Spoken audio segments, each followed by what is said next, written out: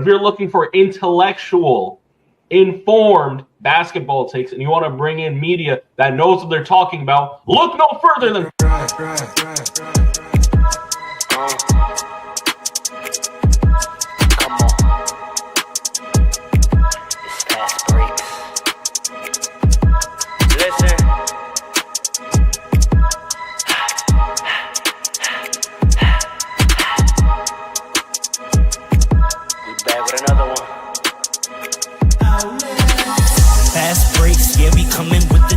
never early, never late, but we always push the pace, yeah.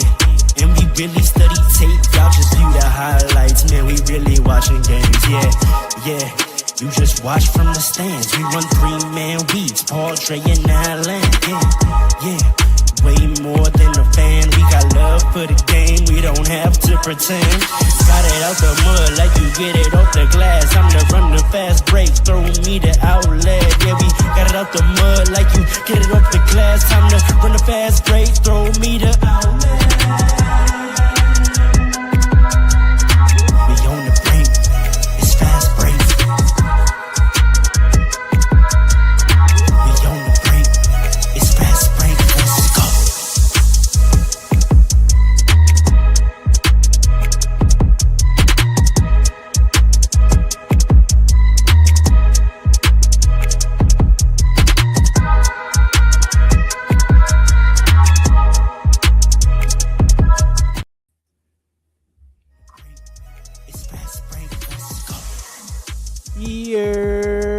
What up, party people? Yo. Thank you for joining us on this Saturday afternoon once again for an audio adventure. You already know who it is. I go by the name Ro, the hostess with the mostest, and you know this. Flatbush joining me today, as always. The man in the middle, the sturdy one. The author, America's favorite Haitian uncle, King Dre Sock Passe.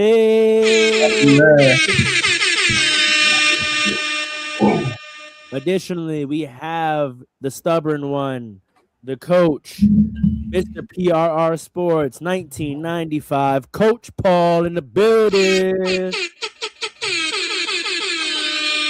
One, big up yourself. Don't know, I got already.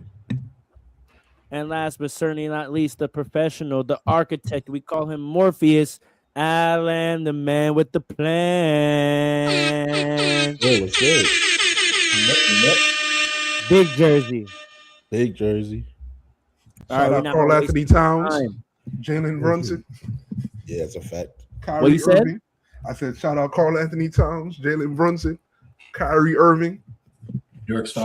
Shout out Jalen Brunson's braider. Oops, I meant my braider. Shaw Blaze, you already know what the f- is going on. You feel me? You the second person I know that gets their hair braided by her. That's crazy. Really? Best in the city here. That's crazy. Jalen Brunson go over there. I can feel the small guard powers. On Monday, I'm about to Feel the small guard powers? now. You're about to unstoppable in the mid range. Actually, you do kind of play like him. I seen your clips. You do play like Jalen Brunson. You do. So that's why I hate when y'all say I hate on the Knicks. Yo! Like Jalen Brunson is not one of my favorite players in the league. Like yo, at psj.jd on all platforms if you want to see some IRL hoops. I really do play like this man, bro. Like, Also, the first comment we just got. This is disrespectful. huh? Y'all see the first comment we just got? What's going on here? Don't post that. Don't. No. We got married men in this chat. And Paul knows this. Paul's played with me in real life. He knows that I got a lot of Brunson to my game. Your favorite player on your favorite team? That's a Whoa. fact. Whoa. That's a fact. No. Say that. I did not say that. Say that. You play for your city? Yeah. Now I just gotta figure out how he does that. Now I just gotta figure out how he does that band where he gets these 2 ones right here. And he just hits Yeah, him we see that too. Yeah, I see that I gotta too. get that band. I had the band. I just don't know how he does this and doesn't mess up the rest of them. I tried it yesterday. That shit looked crazy. Anyway, let's get right to it. Speaking of small guards, transition king. It's official. I don't like it. I'm saying it right now off the top. I'm sick. Chris Paul has decided to officially walk away from the game after 21 years. Walk away from the league, not the game. You'll never be able to walk away. No, it's the game. What you mean it's the game? Until we hear of his next move related to the game, right now he's walking away from the game. Damn. Posted his official retirement announcement via Notes app on IG. Everything about this pissed me off. Mm-hmm. Yeah. Everything about this. I haven't checked IG, but like, I don't know if the NBA has posted about it. Have any of the teams he played for posted about it? All we have is Deshaun's tweet, and that's just sickening. Okay, I see Bleacher Reports posted it. ESPN's posted it. React. I mean, right now, Paul Pierce is getting a better goodbye tour than CP3 was. This is disgusting. Yeah, you're right. This is disgusting. I can't believe what I'm seeing. Again, F the Clippers, man. I just gotta say that like, bottom of my heart, man, with my entire chest, F the Clippers, because they let this happen, man. Y'all ain't got no kind of soul, y'all ain't got no kind of dignity, y'all ain't got no kind of respect for yourselves, and certainly not for your legends. All right. That being said,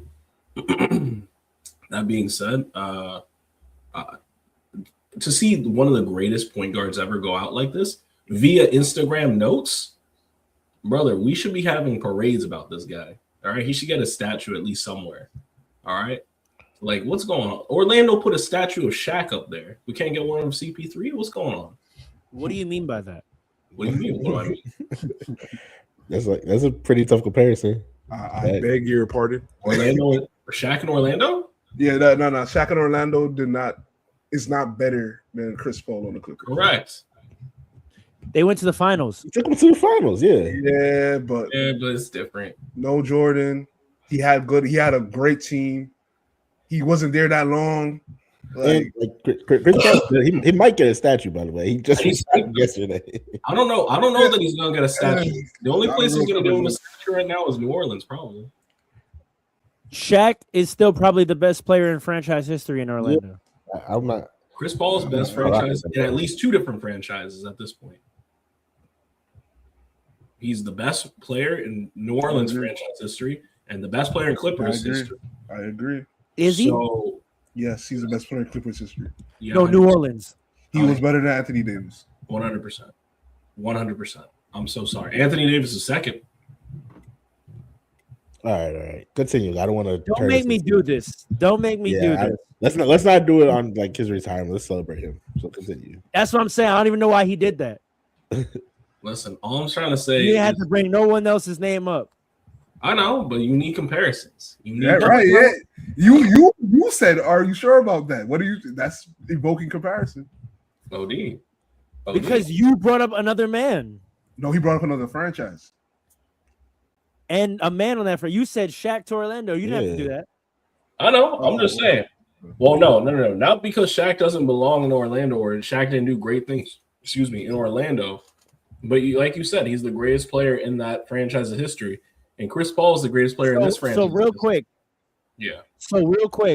Chris Paul averaged 18.7, 9.9 assists, and 4.6 rebounds in 425 games for the Hornets in his career. Anthony Davis averaged 23.7, 10.5 rebounds, and 2.4 blocks in 466 games for the Pelicans in his career. Okay. And how many of those games? How many seasons did he miss? He played more games. He played more games. How many years was he in New Orleans versus how many years was Chris Paul in New Orleans? He played more games. I understand. At least he was there longer. What is this guy asking me? I'm saying like it's a different era that they played in. Honestly, like, and they had a lot of bad years with Anthony Davis. So Chris Paul gave them a shot every year. A shot to do what? A shot to make some noise in the playoffs. I think Davis wasn't even making the playoffs some years. So I don't know, man. They both have gotten to the semifinals. Is the farthest they've gone.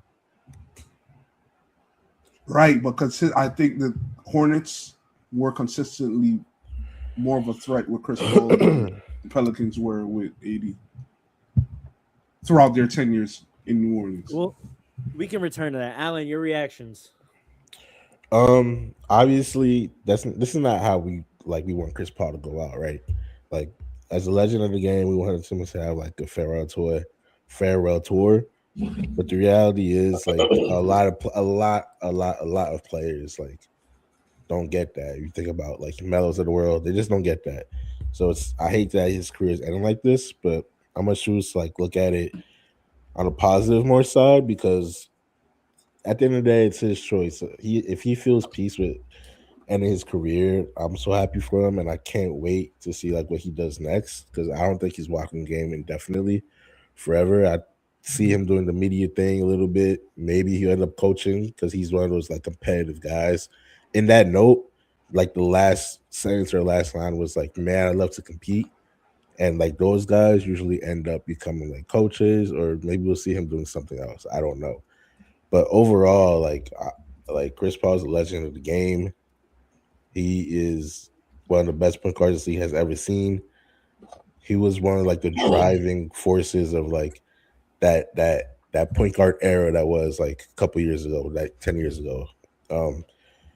I actually remember. I'm gonna remember him for like being like the pinnacle, like face of like what leadership is in the NBA. A lot of people didn't like him. You always hear about beefs with Chris Paul, but at the end of the day, like everybody respected him.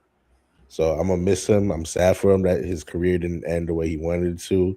I was really hoping a young team can was gonna like the Hornets, something was gonna pick him up and he like be that same like person that he was for like OKC or the Spurs, right? Or even like Phoenix. He was like the older vet that was on the team, and they ended up being good. So like with a lot of young guys on the team, and they ended up being good, and he led them to the playoffs, and that's what he really became known for in the later part of his career. So I was hoping that was going to happen, but I'm just happy he gets to walk away, and he's choosing to walk away. And shout out to Chris Paul, man. I can't wait to see him in the Hall of Fame. He's going to give one hell of a Hall of Fame speech. And that's I have his a next question, step, though. Do we feel like this was a choice? Because part of me looks at the timing of this announcement. The fact that it's after the trade deadline. He got traded to Toronto. They said, we don't want him. We're going to figure out his future. And then a week or so later, he just hangs it up. This feels like a force out. When I say choice, I guess choice is the wrong word, but just knowing Chris Paul, I feel like this is something that he's come to like accept. Like a couple years ago, I remember him speaking a little bit about that. He's accept that he hasn't won a championship. He's still happy with the outcome. I think you're right. This is like a forced out, so to speak, or maybe like nobody wants him anymore. I think he's accepted that. I think he's mature enough to like accept that and just be grateful for what his career was and know where he stands in the history of the league. So maybe choice isn't the right word, but I'm hoping and I'm happy that he has come to an acceptance of it. This is what I'll say, right? As far as the choice goes, I think we underestimate how much men want to be part of their families and like active every day in their kids' lives. And I do believe that Chris Paul, although he got violated, he actually got a taste of what retirement is going to be like. He's going to have so much more time to be there for his kids, like directly on the ground, like every day. And I think he accepted it because he's looking forward to that. Because a lot of people, when they retire, that's the thing they talk about the most. Like athletes, like they're like, oh, I get to spend more time with my kids. Like a lot of them say that, and he kind of got a taste of that. I think that's why he, although it was forced, I think he probably enjoys that and is happy about that. Because everybody who talks about how Chris Paul was taking the news that they just sent him home, like they all said he was in good spirits, he was happy. You saw that screenshot with him, DeAndre, Blake. He seemed like he was in good spirits because he was like, whatever happens, I'm good. And that mental shift is crazy, right? But I'm happy that he's happy. Now I will say though, as a basketball fan, this is OD. And the Clippers, I don't know if it's arrogance, which is it sounds crazy, but I don't know if it's arrogance or complete just ignorance or disrespect for the importance of culture and reputation of your franchise in sports. But the Clippers should be the last franchise to ever do this to any player because they are the Clippers. They should understand we are the Clippers. We have a bad reputation already. We have a whole arena because we're trying to build up our own reputation, our own legacy, our own cachet. Right? We finally have a lot of people were clamoring for that. Like, oh, they need their own, they get it. And now these are the things that they do to their greats, their all-time greatest player ever. It's crazy. It looks bad. It gives credence to what a lot of Lakers fans say about the Clippers. You see James Harden leaving. Like that's in and of itself crazy because we see how good they were right before he demanded the trade. Zubac too, trading him away. That's crazy. Like it makes no sense. I don't know what's going on, but it's not a stain. What's happening is not a stain on Chris Paul. It's a stain on the Clippers. Correct. That's it. So I can appreciate y'all trying to put a positive spin on this, but I'm gonna stand 10 toes for my guy and defend him by acknowledging that this is shitty. Yeah. Because even Alan, I take your point. Not everyone gets a farewell tour, but even some of the guys you mentioned, the Melos of the world, etc., there's still something to walking away, right? Melo, he finished his last season. He finished his contract. He was a free agent and decided not to seek another contract. That's not this. This is the middle of the season. For all, Paul, you said about him seemingly at peace, I'm not going to ignore that for the last 3 months, he's been posting workout videos. Right. He's been posting stay ready videos. He's been posting, ready for the next opportunity videos. You cannot convince me with this rollout of a retirement that he did not still want to play. So for everything you said, I think, yes, you're right. He's made peace with it. But I do not like that a player of this caliber wanted to play still, and the league basically said no. You cannot tell me that Chris Paul had no value on an NBA bench when guys like, and I say this respectfully, Udonis Haslem get to be bench coaches for years. Jared Dudleys of the world get to be bench coaches for years. The Andre Iguodalas of the world get to be bench coaches for years. There is space in this league that franchises will keep a player on salary for their value in locker rooms and on benches until they are ready to walk away from the game. Mm-hmm. So the fact that Chris Paul was told to go home, got traded, didn't even get bought out to become a free agent. That tells me his agent went to the marketplace and there was nowhere for him and he just decided to retire. It's never going to sit right with me. It's never going to sit right with me, especially with all this cap space and flexibility all these teams created that you could put a vet min 14 guy on your roster just to finish the season, just so he can get to these arenas, just so he can end the season and say, I'm walking away. As much as he dresses it up, this is not walking away. This is, I have nothing left to do, so I'm just going to make the retirement announcement now before Shams puts out a report that Chris Paul has been seeking a contract and he can't find one. Yeah. No, that's fair. And just a little tidbit I was thinking about when you said those guys. First and foremost, Jared Dudley is cemented. That's the number one thing. Secondly, the other guys that you mentioned, like Udonis Haslem, and who's the third guy you mentioned? You said Iguodala. They stayed on franchises where they were either they meant something historically, which is why I got so much smoke for the Clippers, or they had a star on that team that was like, I don't care what you do next, this guy's got to stay. Right. Chris Paul did not find himself in that situation at all, which is crazy because we should give smoke to the Clippers. So I have smoke for Shea too then. I was just about to say the Thunder could use him right now because they started 24-1. Since then, they've been 18-13. Shea should have called him up and said, brother, big bro, you taught me everything. This is the least I can do for you. This is the very least I can do for you. I got none but smoke for Shea right now too. Unless you don't have I the got power in smoke the for organization. I got smoke for James Harden too. James Harden and him are beefing. They're not boys like that. I got smoke for LeBron James. I'm saying it. You I'm can say saying that. it. You can say that. I'm No, saying it. I Well, saw you know your what? comment. That's I saw your comment. Hell of a career champ. He commented that. yeah, he's He crazy. said hell of a career champ. Oh nah. Oh, But nah. can I say this also? Can I say this also? Yo. No, let me You go can with allude it. Y'all to- say I'm a LeBron James defender on this podcast. Nah, Y'all something you forget can that allude to. I'm a retired LeBron hater. I'm a retired LeBron My hater. nigga, hold on. That's what I like to hear. Let's get You did it. it. You did it for Dwayne. You Yes, did it that's for a fact. Dwayne. You Carmelo. did it for Melo. Yo, that's a fact. CP3. You did it for D Rose. But can I You just did say it for though? Dwight. Can I just say though? Rondo. You did it for Rondo, who he I had think- beef with. Right. You even tried to get Kyrie. That's true. I get it. You do not have the pull in the Lakers front office anymore That's like you what used it to. is. That's what it is, though. He ain't got juice like that no more with them.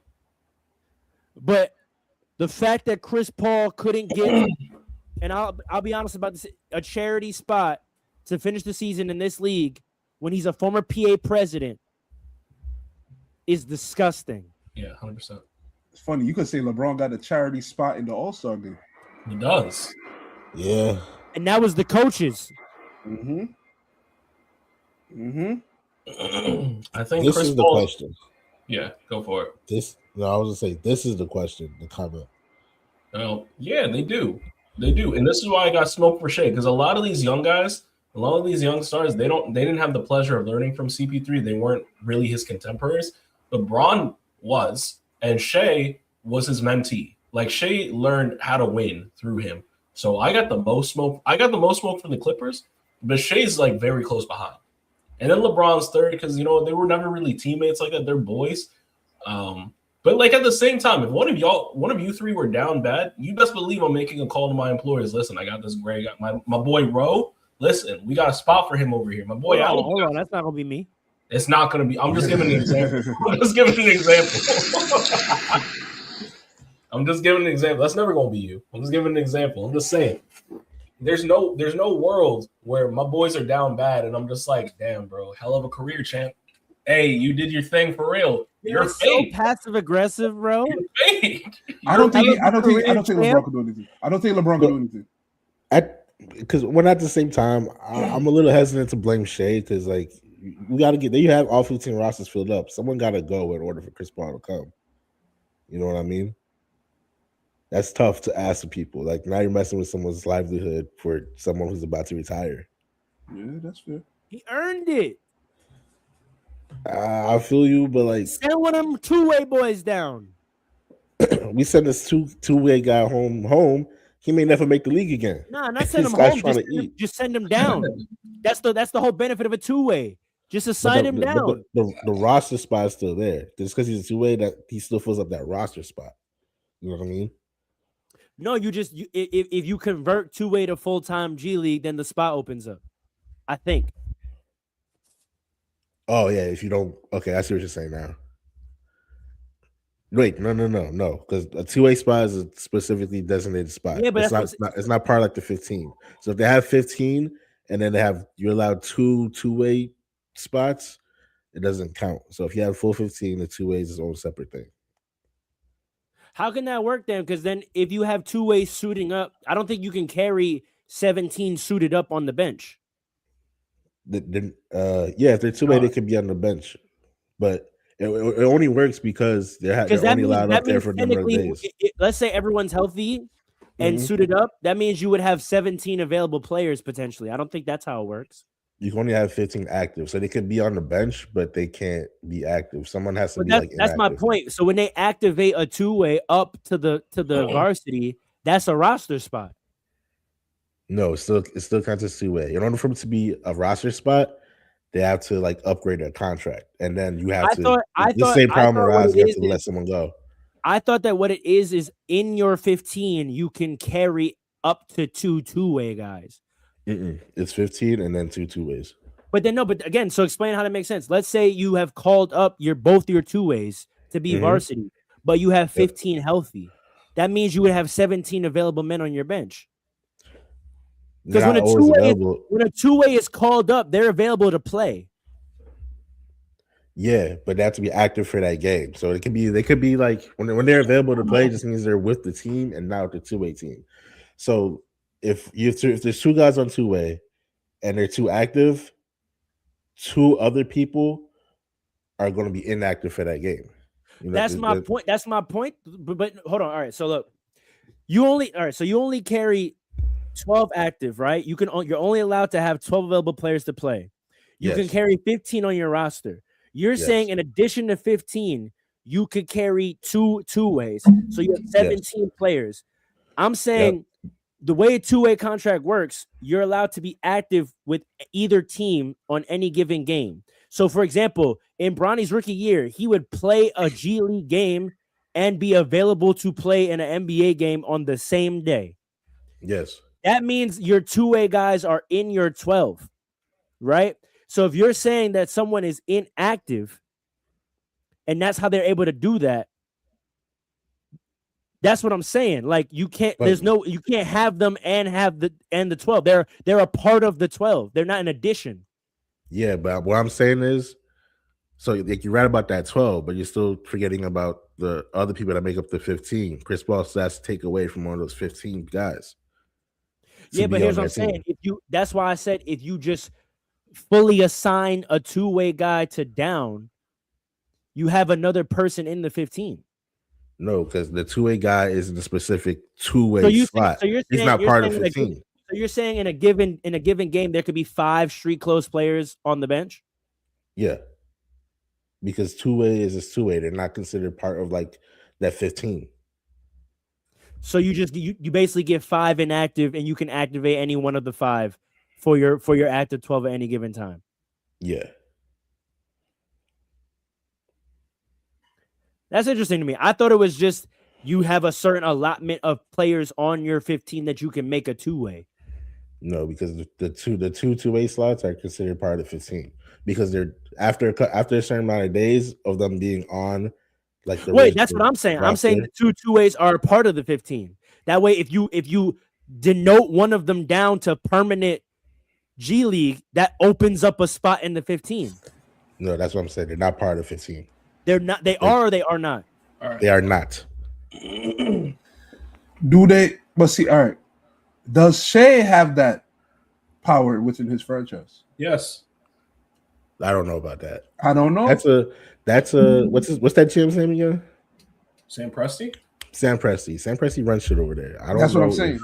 I don't know if Shea has the power. I don't know that Sam Presti would not. Because Sam Presti is the one that brought CP3 in before. So I don't know that he would be so opposed to the idea. And I also don't know that Shea doesn't have that power. Shea's the first finals MVP they've ever had. So he's got to carry a lot of weight over there. He's got it. Even if he carries like not as much weight as we think about, he still has enough weight to go at least make a phone call. I don't know, man. Like Shea has, just because he's an MVP and a champion doesn't mean that he has enough, especially in this NBA, because player empowerment is like it's not going in the same direction it was 10, 15 years ago. That's I don't know if yeah, exactly. I don't know if he has the power to make roster decisions the way that players from the 2010s did. You know what I mean? Does that mean he would get a no, or he wouldn't even try though? Because there's a difference to me. How do you know he didn't try? Because I I don't think if he tried, it would get out of the Thunder. I would come out and say it. 100%. I would leak it to Shams. You be making those Instagram posts. I don't think. I would let it be known. Personally, I would let it be known one way or another. I said choose CP3. They said it couldn't be me. Something like that. Like do something, man. Do something.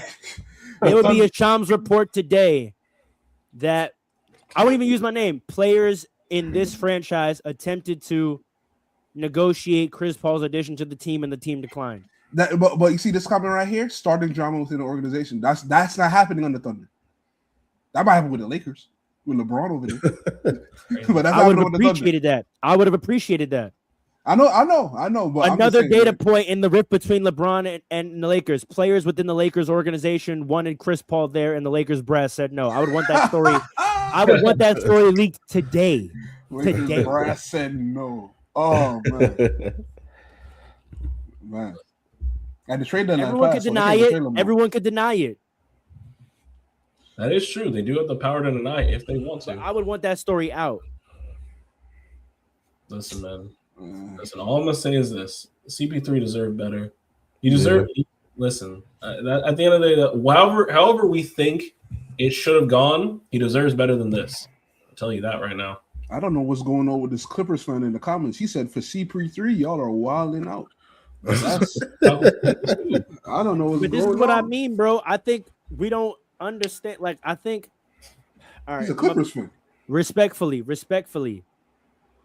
CP3 and Melo are not the same. What do you mean by that? Nah, elaborate on that.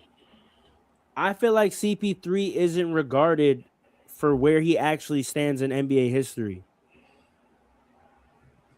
I Like, agree with you. like CP3, Dre, you're gonna disagree with this.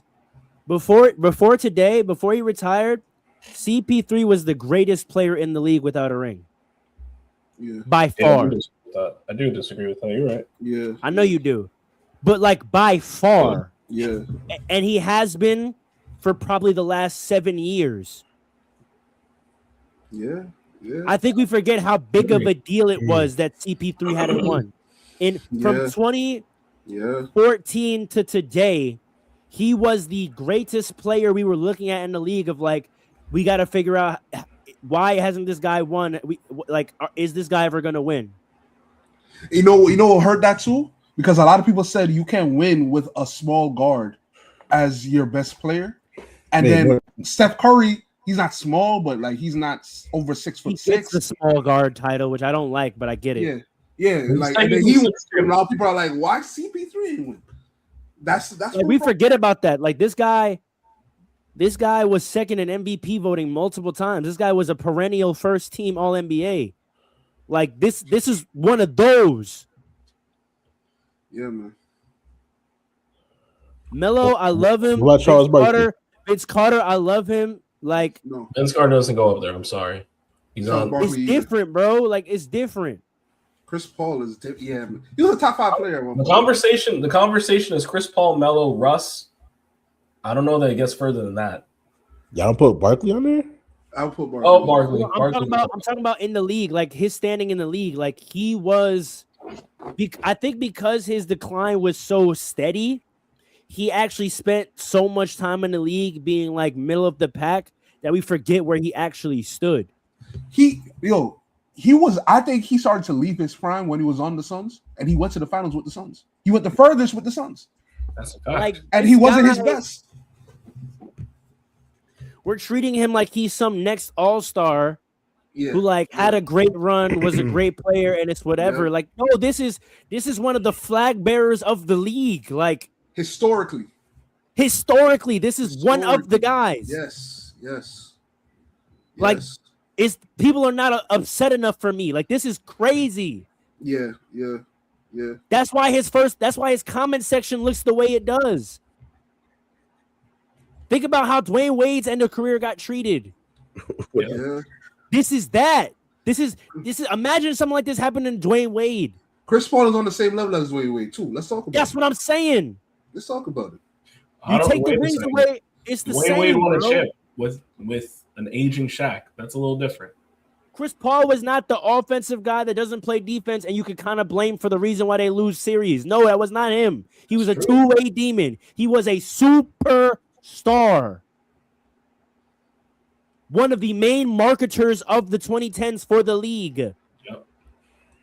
Considered the best point guard time and time again. Leader in assists time and time again. Like, Leader in what are we steals talking time and about time right again. now? This is not Steve Nash. Thank you. Highly Oh my overrated by the God. way, for years. He's right though. Years. He's right. Derrick Rose, respectfully, and y'all know how I feel about Derrick Rose if you know me. That's my Yes. ACL brother and meniscus brother. Derrick Rose getting more love in the league than Chris Paul right now is effing insane. See, here's the thing, right? Where do you put relationships into this? Because clearly, a lot of people don't like you know how people say, "Oh, like with A lot of Kobe, people right?" don't. Oh, he a lot of people don't like him when they play for him because he's such a leader and demands excellence. But like, you gotta respect him. Like, and then even when he was getting older, people were like, you know what? We gotta salute this guy. Chris Paul, it seems like people don't like him so much that they're like happy he's out the league. I'm not jacking that because getting to the Kobe point Bryant. where- I'm not jacking that because Kobe Bryant's whole retirement mantra was that everyone was thankful for all the years they got to hate him. Yeah, but Chris Paul though, it's like people literally still hate him. You know what I mean? Like, We're talking about past hate. there's a lot of stuff that we Because don't like know it went with from Chris Paul. hate. It went with Kobe was like hate to appreciation. Like, Yeah. we're thankful for all the years we got to hate him, but like, damn, this was the guy. This is our number one. He set the tone for a lot of things. He's a 5-time chip, and I know that it's not ring talk necessarily, but like, I hate to say it, there's a different aura that comes along with it. There really is. I Like, don't we're think talking rings about has guys anything. that won chips on the roster, still on the roster. Who?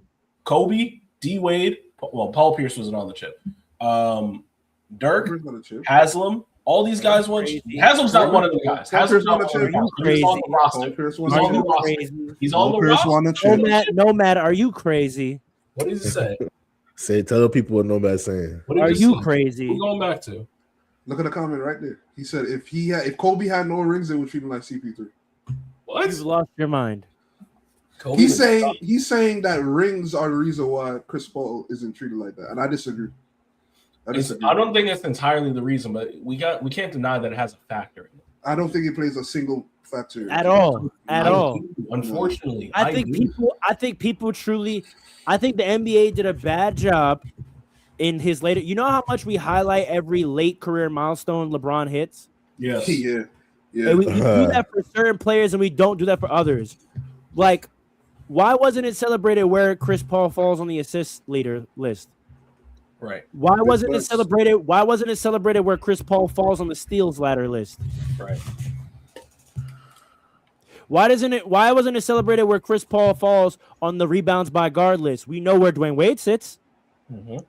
We know where Dwayne Wade sits on steals, Blocks as a guard. blocks. Mm-hmm. Chris, Why damn, isn't it Chris Paul celebrated does not where have. Chris Paul? Hold on, I'm not even done. Why isn't it celebrated where Chris Paul falls on the triple double leader list at 6 foot? Yeah. I don't know, Yeah. man. Chris Paul. I don't know what it is. He doesn't seem to have like the same cultural relevance that these other guys have. What is that? I don't know.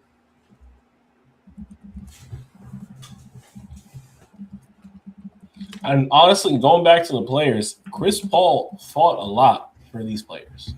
This guy is second all time in assists and steals. He's only one of 3 players who has 20, 10, and 2,000. 20,000 points, 10,000 assists, and 2,000 steals. One of 3 players. He was the union president too. That's what I'm saying. That's what I'm saying. I don't understand. Alan was saying something that makes a lot of sense. We got to start looking at the fact that people in the culture just don't relate or rate Chris Paul that much at all. And it's kind of crazy. Not like Udonis Haslam's got culture, not like Dirk's contributing to the culture, but Kobe does, D Wade does. But you know what? It's also like, and it's really not Chris Paul's fault, but like, But no, man, I'm talking about the league. he's played for a lot of teams. I'm talking about the league. I'm talking about where a guy, what a guy has done for the league.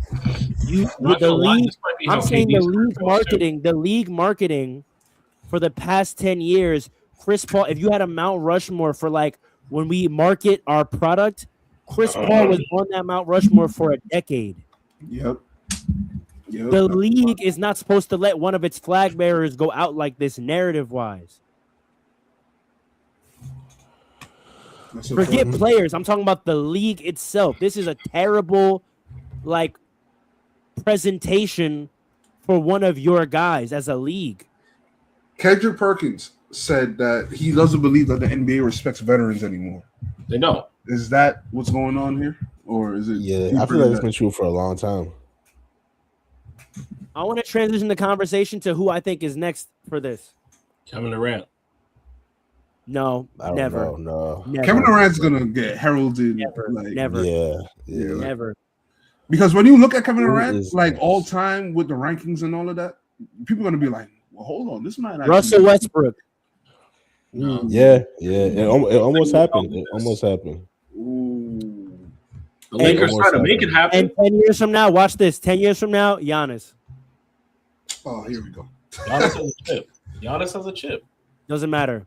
I I don't think. think it matters about the shit. I think I can see people. it happening to Dame, low key. I can see it happening to Dame. No way. Again, No Dame way, is no not way. on this level. Dame was not one of the main marketed players in the NBA at any point ever.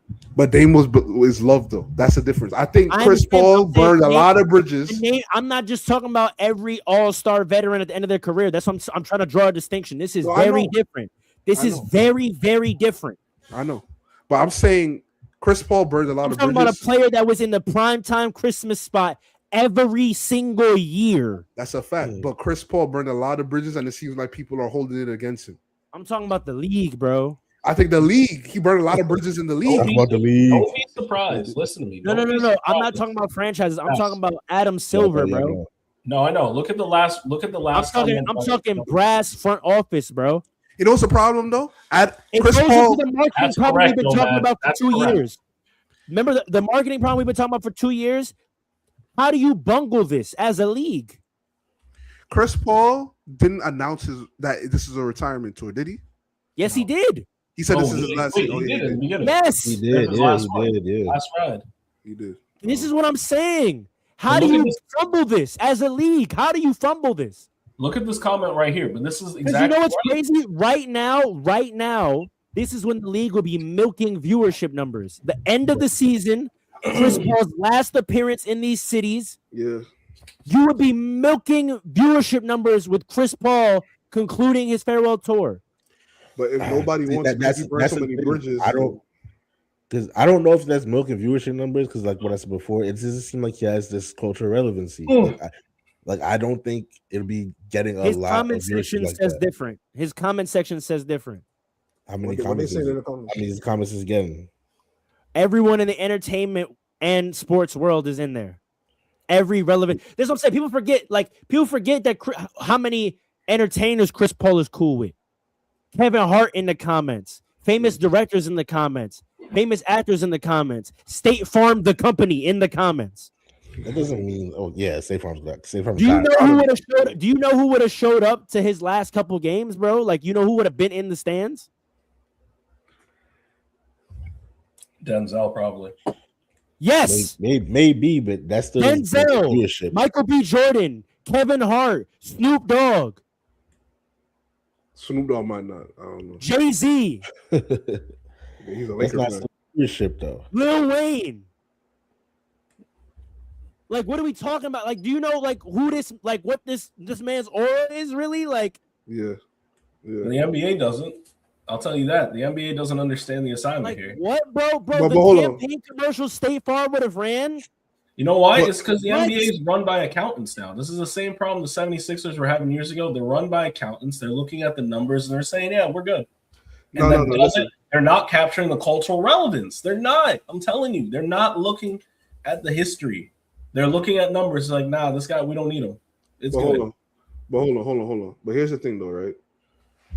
What can Adam Silver really do? We got to get off of this topic, but I got to say this. I have a What- transition. Okay, what can Adam Silver really do if nobody wants him because he burned so much bridges? Because I think every contender could use a Chris Paul, but if there's somebody on each organization that doesn't like him so much that they rather him not be anywhere than be on their team, actually helping them,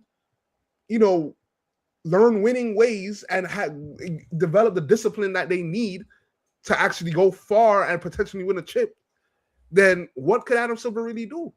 If you think the league can't strong arm some things to happen, I think we underestimate the strong arming thing, man. I think we underestimate. I think you mean overestimate. Like, You telling me they couldn't have worked out, the league couldn't approach the team and said, hey, sign this man to a 10-day for the end of the season so that we can do some presentations in arena for him. Are they even supposed to do that? We gonna act like it doesn't happen? I don't know what happens and don't happen. Come on, let's be serious here. I am being serious. Like you're literally saying you want them to do something that The they're not supposed Lakers to do. signed. No disrespect. The Lakers signed Andre Ingram to a 10-day in the last week of the season. You don't think they wanted to do that, though? You don't think the Lakers wanted to do that? That was a story. Y'all didn't have much going on that year, right? Exactly. It was a story. It was a great PR move. That There the was no Lakers wanted. basketball. There was no legitimate basketball reason, respectfully, for the Lakers to sign Right. Andre Ingram to a 10-day contract. But the Lakers wanted to do it. This is what You I'm think it was saying. their idea? You think it was their idea? I wouldn't put it past them. Why wouldn't they? Come on, like That was a nationally televised game. I wouldn't put it past them. It wasn't a nationally televised game at the start of the season. No, they could do that. The league could do that.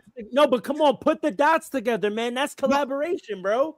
Is that collaboration or is that just the natural man. progression? I Come don't on, know. man. Listen. If I'm you not saying think you're the wrong. if you think the NBA front office wasn't in on that and coordinated putting that game on national television and having the networks cover it so that this was a great feel-good story for the NBA, you're being naive, bro. Listen, I'm not putting it past them that they would do it, but I'm saying we don't know, and we're assuming. And the argument that Adam Silver would bring to you is I am not allowed to tamper with teams' rosters like that. That's what he would say. yeah, that's true. So that He would say you that. can't ignore that. Come on, man. They choose not to do it, then it becomes funny. It's a touchy subject you're bringing up. Really, I'm not saying you're wrong. By the way, I'm not saying you're wrong. Shout out Chris Paul, man. Good luck to his future, man. Oh, man. Giannis, Enjoy watch time your with your back in a family, brother. decade. That's not What's going going to to happen to Giannis? That's not gonna happen. A lot of people, 100%. the way I heard people talking about Giannis this last trade cycle, I realized a lot of people hold him high in Yeah. like all That's time. what you learned? Yes. Let's You, talk I about, did let's, too. talk about, let's talk about the Giannis trade situation. Say more. How is that your takeaway? Because so many people were like, it's a no-brainer. Give up everything. You should give up your whole Who said team. that? Right? Who said that? Fans. A lot, not just Knicks fans. I heard a lot of people saying that. A lot of fans But around then, the but league. then what happened? It didn't happen. He Because said the Bucks said what? that it's better to keep him to the offseason. No. Do it. What did they say? Oh, yeah. Hold on. Where you going The with this? packages that were offered were insufficient.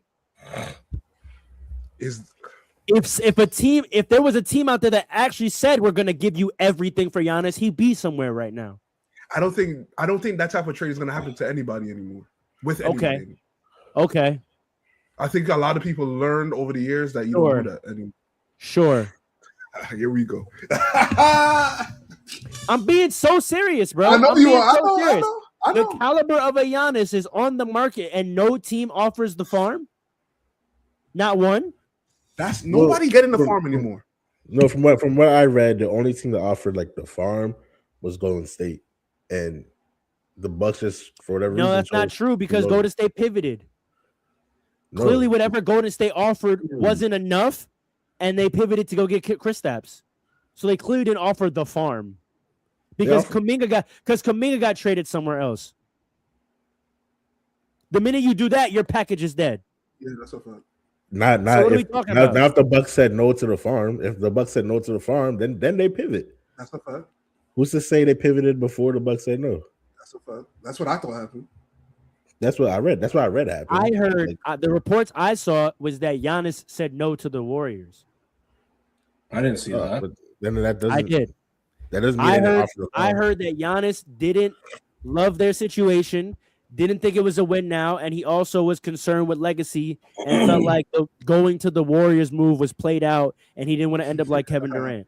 I can't believe that. It's crazy. I can't believe that. I believe that. I believe that. I believe that. Did Giannis veto? Hold on. I 100% believe that. But that still, like, that doesn't prove your point, though. That actually proves our point that, like, he did have, like, a power. He had one move. There was one team willing to give up the farm. Nobody's giving up the farm for anybody anymore. Nobody's doing that. The farm that people are willing to give up are trade picks.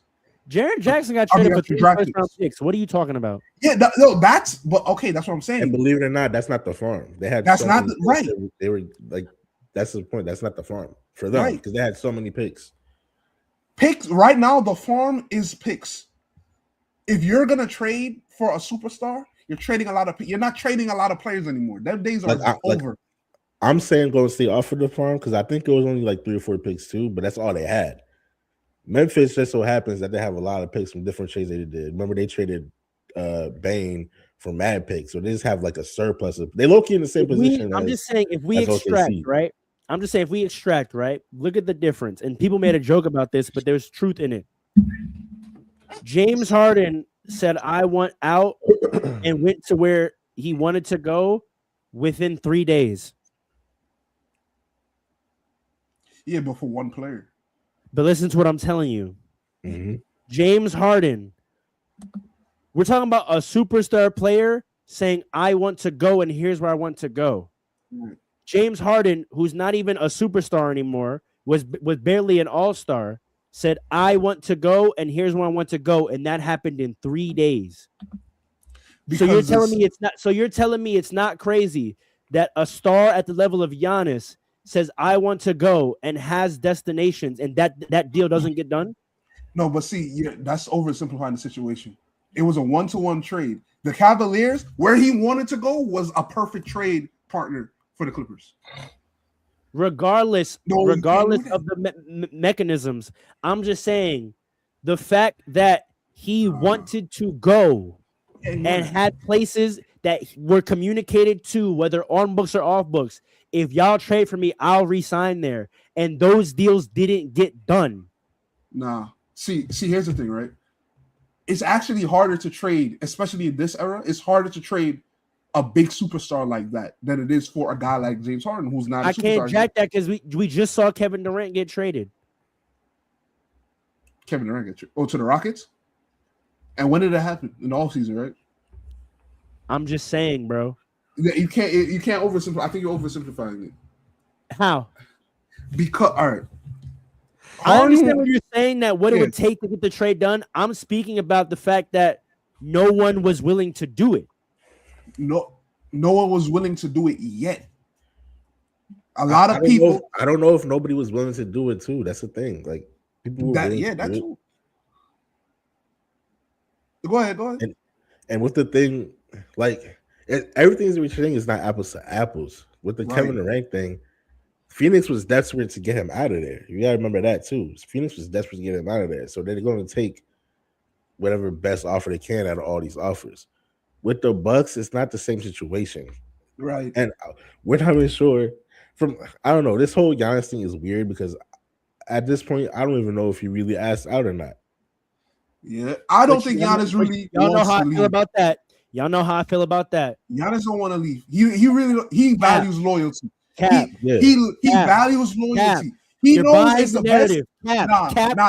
He gets to hide behind that because he's never publicly said anything. It's cap, bro. No. It's absolute Listen cap, to bro. what- His listen- agent gets to play media games. But that's the thing too. His agent gets to play media games for 2 years, and he gets to hide behind the narrative.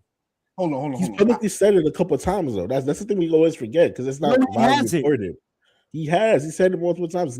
Going back to the last Olympics, him and Doc Rivers going back to the last Olympics, they both said on multiple. It's just not widely reported because that's What how did they media is. say? What did they say? He literally said, "I want to retire a Buck." He don't want to leave. Say multiple times. No, I've also heard him say last time his contract came up, yes, I would love to stay here, but it's about winning. And either that verbatim, he said Right. that may be here or it may not be So here. listen, Pharaoh. This is what I say. This is what. Let me explain what I mean by that. I And you think know what he did that? He did that, and that was a negotiation tactic for the extension that he got. Hold on. I think He plays games, bro. Wait. Hold on. Wait. That's Hold on.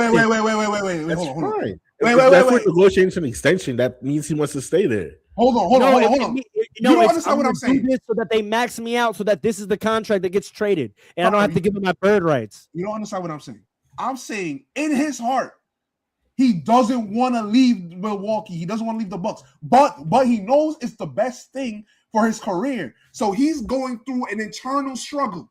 His mind and his heart are at odds, right? So that's why he's saying, if it's here or not here, so be it, because he knows it's the best thing for his career to leave.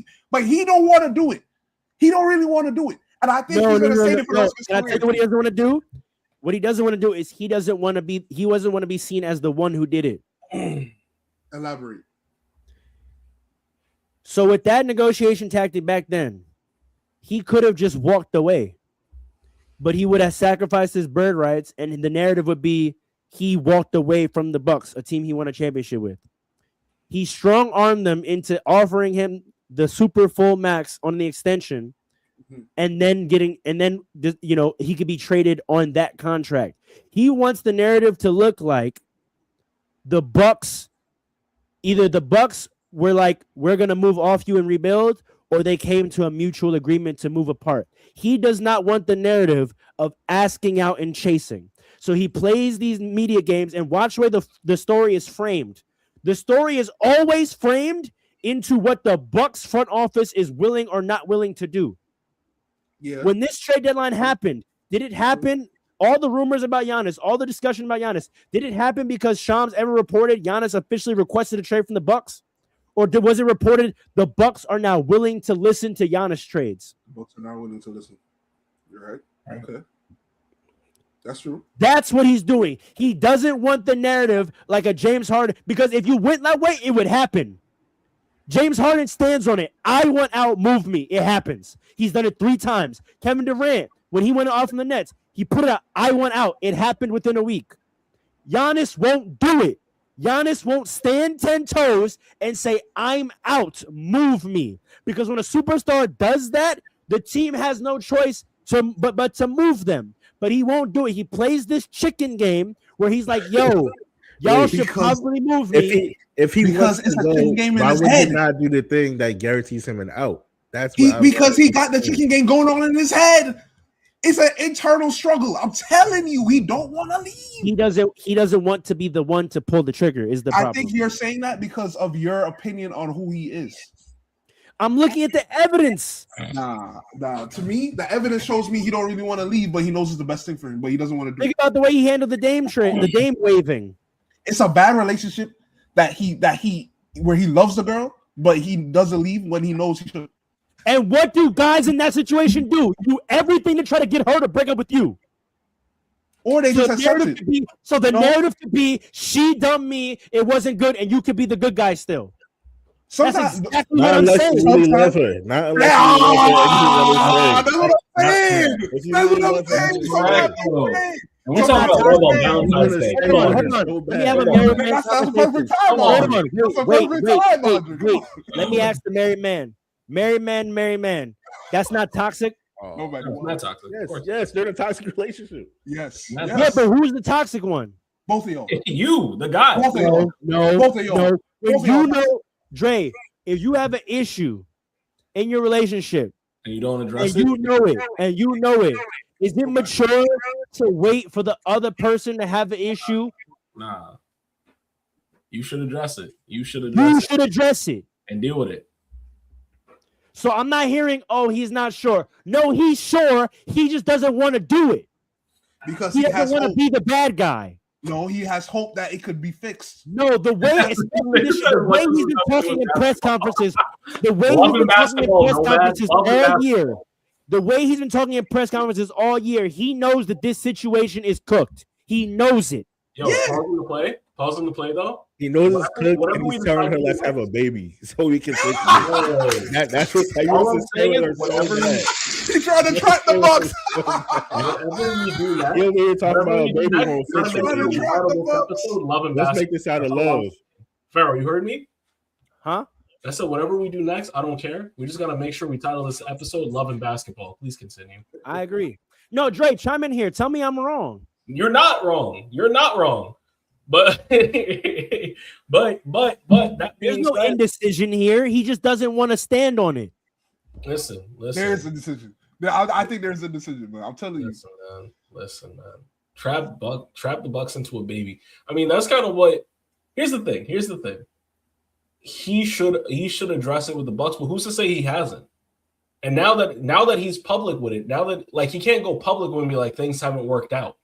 You know what I'm saying? Because you understand that also as a married man, like you address your problems, but you don't take it public until they're resolved, if ever. You know what I'm saying? So who's to say that he hasn't gone closed doors to the front office being like, I'm about to dip. You got to do something here. I'm out. And then they try to make something happen and it doesn't work. And it's a celebrity situation because every time something happens, people know. And people are trying to find out everything. And that's what Yo. This guy's a comedian. He's not trying to talk about basketball.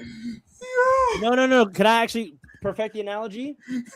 It's the same guy we're talking about, but it's the guy whose method of getting the partner to break up with them is constantly threatening to leave, but never doing it.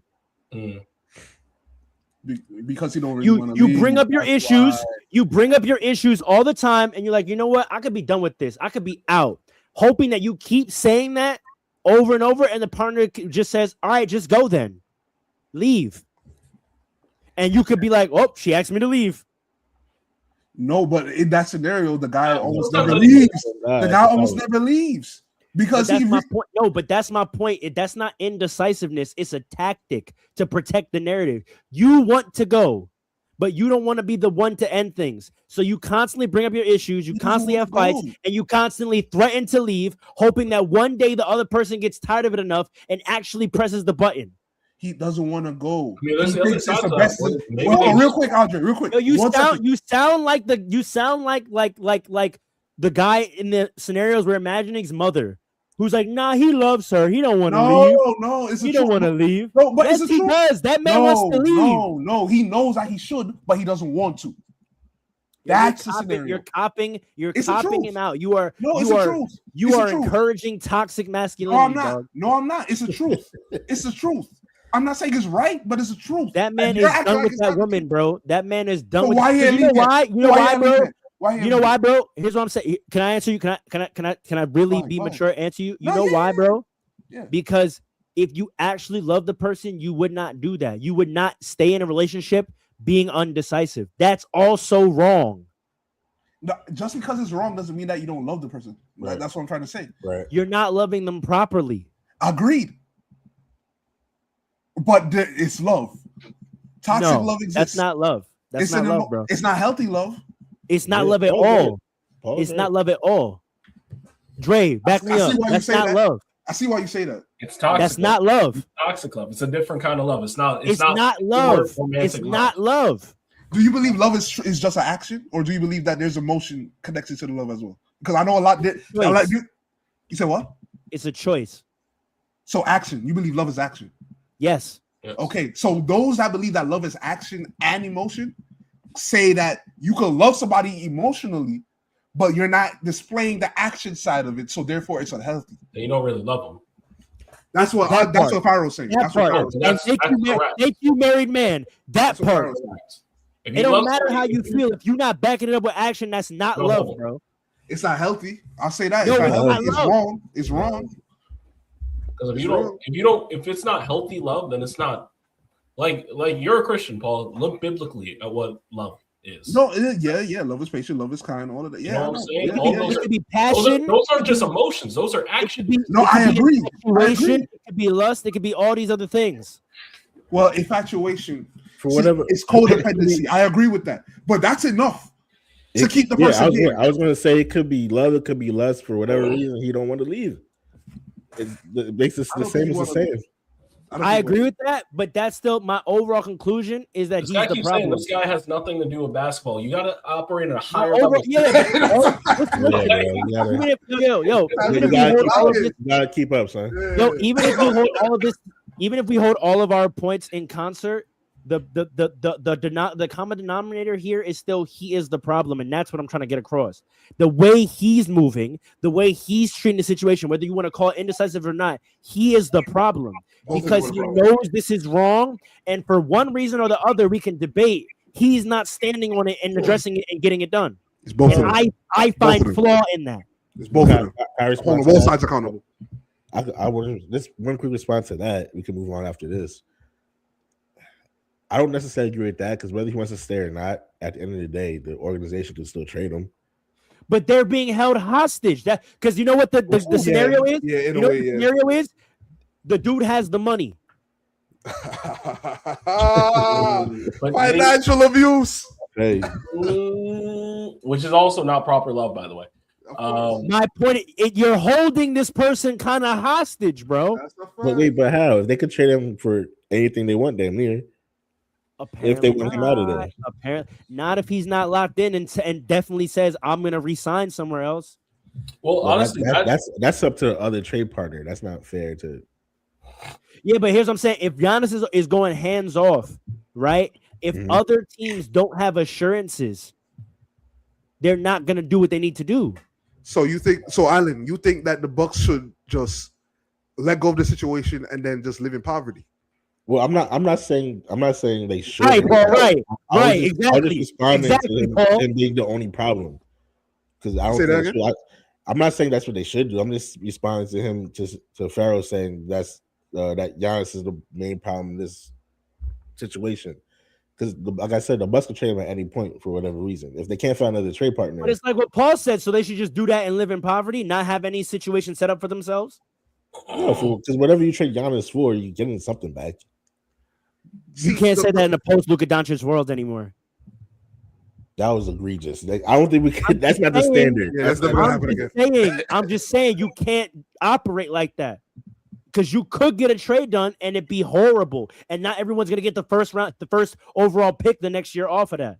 But Because see, if I they don't, didn't get Cooper Flag, how does Dallas look today? No, it's terrible. Nuts. It's a terrible situation. Nuts. But So see- no, you cannot just make a trade and know we're definitely gonna get something back. Because they could have took Golden State's package. Do they look good right now if they get Kuminga and some second round picks and Moody? Yeah, That's I mean, poverty. not good, but you also getting mad. You're getting a lot of picks back with the Golden State, and those are post Curry picks. I don't know what the Bucks want, and I've been saying that for weeks too. I don't know if they're trying to like be good right away, or if they're trying to get a future situation going like the Thunder. Here's the thing: they don't want to go back. Think about who they were before Giannis. Like they're trying to avoid that, right? Because they went 60 years of rebuilds. Like they're not trying to do that again. And They're again, also if nothing. Oh, And my they're not son giving- Again, Mayo was Giannis- over there, Monte Ellis. if doing Giannis nothing. is Doing non-committal, absolutely nothing.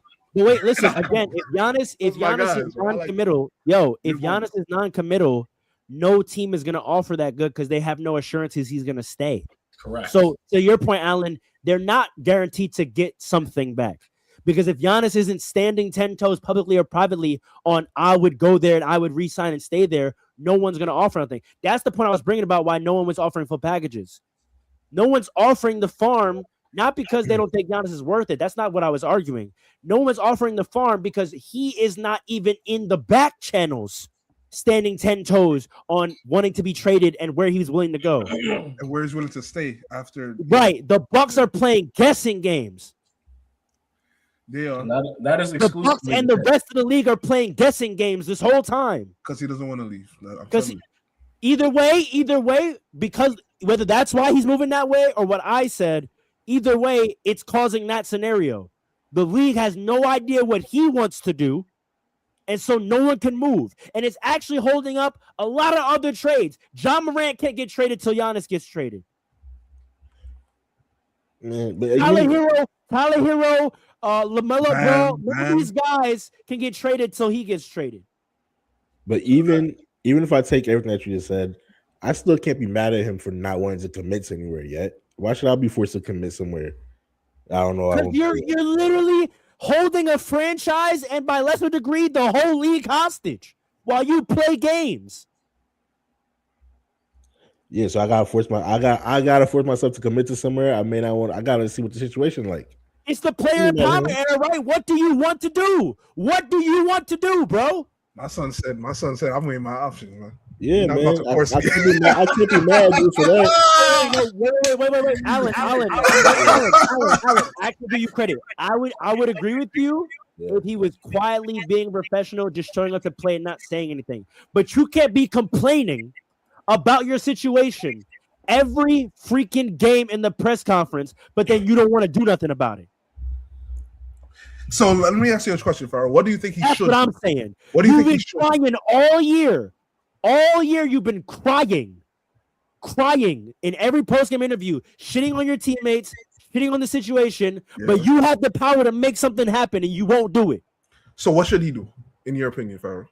Make a move, make a decision, and stand on it. The way James Harden does, the way Kevin Durant does, the way LeBron James does. So what if the decision is to stay? Then say stay. that. If you decided that, the whole trade deadline drama would never happen. That's fair. He would sign an extension, actually. If you want to talk on paper, if he was like, I'm just going to stay, sign an extension. Yeah. Then maybe free agents will come there because they know you're locked in. Nah, no free agents. He did that the year of the Dame trade. That's what my point. Yeah. He said this before. He signed an extension. And then what did the Bucks do? They played and lost. What answer you looking for here? And then waived the person he stayed for. They waived the person he stayed for. So what more do you need to see, Giannis? What more do you need to see? Now, see, that's what I'm saying. I'm holding both sides accountable, man. Yeah. We need to start holding both sides accountable in these relationships. Hold on. If the franchise is, hold on. If the franchise, it's a double game because if the franchise is slowly signaling, hey, we want to rebuild, but they don't want to look at him, right? If they're like, yo, this could be over, what do you want to do? And you're on some, I think I want to stay, but I don't know. What is the franchise supposed to do? They're not even signaling that. They went out and got Miles Turner. Yep. They're not trying to rebuild. They're trying to help him. They're trying to support him, to be honest. Here's what I'm saying, but that's what I'm saying. That move was a we don't know what to do move, right? They waived Dame. If in that moment, listen, if in that moment Giannis doesn't say, all right, y'all truly trying to rebuild, let's get something done, but he also won't sign an extension, what are the Bucks supposed to do? Trade him for pennies like they did Luka? No. That's why I'm saying both sides have to. But then what's the No, but my thing is, Paul? If that's true, what are the Bucks supposed to do? The Bucks could trade them. Like we don't for what? For what? Listen, like I said, look. The Bucks, to me, have mismanaged the roster for the past few years. Right? Granted, I'll give you that. Right? I'll give you that. If you talk about the reason why they ended up here, yes, they're accountable for it. Right. I'm talking about handling this moment. In this moment, right, what would you have the Bucks do? I might have taken that Warriors trade. That's why you'd be stupid. You'd be an idiot. You'd be an idiot. Why? Why do you say that? How are you moving forward if you take that package? You're starting your rebuild. You're right. With what? You get your biggest asset for what? For four Warriors picks. For 4 Warriors post Curry picks. Or we this is the part we're leaving out. Wait. Hold on, wait before it gets lost. Wait, before it gets there we go, Al. I'm about to say teams are playing a lot of tricks with these protections now. Look at the Knicks and the Wizards, which we're gonna get to right after this. Look at what the Knicks and the Wizards are doing. Boy. So let's say you mess around and you take that and they put protections on that John. And they go tank. That. I'm not taking that. It's gotta be unprotected. Exactly, Alan. And what if that was the offer? See, we're leaving. No deal. Which is still on. We're leaving how we are where we're at today. We're leaving out the part where teams would have better options at the end of the year. Like a lot of teams will have. Listen, I hear That's that, That's true. but my main thing to just push back on you about the joint accountability is I don't see what the move is that's smart for the Bucks that they're refusing to do. I think right If now he they doesn't should. want to play ball and give assurances to any team, and therefore because if I'm the Warriors, hell yeah, I'm putting protections on there if Giannis hasn't said he's going to resign. If Giannis hasn't reached out via his agent and said, yeah, I'll resign, no way I'm giving you 4 unprotected first round picks. Are you crazy? Well, this year's a wash. We see what happens at the end of the year. That's my point, though. But if nothing changes on his end, the Bucks still have no good options, Right. and that's Going why I into said he's next holding year? them hostage. Going into next year, you think they don't have any good options? They don't. If What he options do doesn't, they have for if next year? he doesn't, if he's not going to play ball, they will not have any good options because no team is going to be dumb enough to rent Giannis and give you 4 unprotected picks to rent Giannis. No team's going to be that dumb. True. Only thing you could do is just wait out his contract. And then you lose him for nothing. Right. It's on the Bucks, man. Yeah. Yeah, it is on the books. Because How if is it on the- you can't get a good deal for him and you can't put a good team around him, You got something. But here's my point. If he's non-committal to here also, how good of a team can we put behind him? If he doesn't sign an extension so everyone in the league knows he might just walk, how good of a team can we actually make? You can still make a good team because you don't need a bunch of superstars anymore in the league. All right. You can still have a good team. All right, bro. Because these two-way type players, these role players, they are looking for just jobs. You know what I mean? Like they No. Are you two-way A lot of 3-and-D guys are of the highest value they've ever been. 3-and-D guys can write their own ticket right now. right, but see, if I'm a 3-and-D guy, I'm looking at the Bucks because all the good teams have 3-and-D guys already. No, I'm not. I'm not signing no 4-year deal, and then that man walks. It don't got to be 4 years. It don't got to be 4 years. This is what I'm saying. 3-and-D guys have leverage these days. 3-and-D guys are not signing no 1-year deals. The If you high want- level 3-and-D guys are not signing no 1-year deals. If you want a job on a potential contender, you go play with Giannis as a 3-and-D player. Brother, I'm telling you, look at the league right now. If you give me the top 5 3-and-D guys right now in the league, go look at their contracts. There's no way. There's no space on a contender for any of them. Bro, That's that's the not point. true, brother. Yes, it Go is. look. If you name to me right now, in your opinion, the top 5 3-and-D wings in the league right now today, I challenge you to go look at their contracts. who would you name? Give me one. You asking me or Farrah? Either one. of them. You, It's top 5 3-and-D players. Yeah. the elite 3-and-D wings, specifically wings, because those are the highest value. 3-and-D wings, the most elite of them in the league. I challenge you to go look at their contracts. DeAndre Hunter is one. Look at his damn contract. He had one of the hardest contracts to move in the league. He did. You did. You did. You did.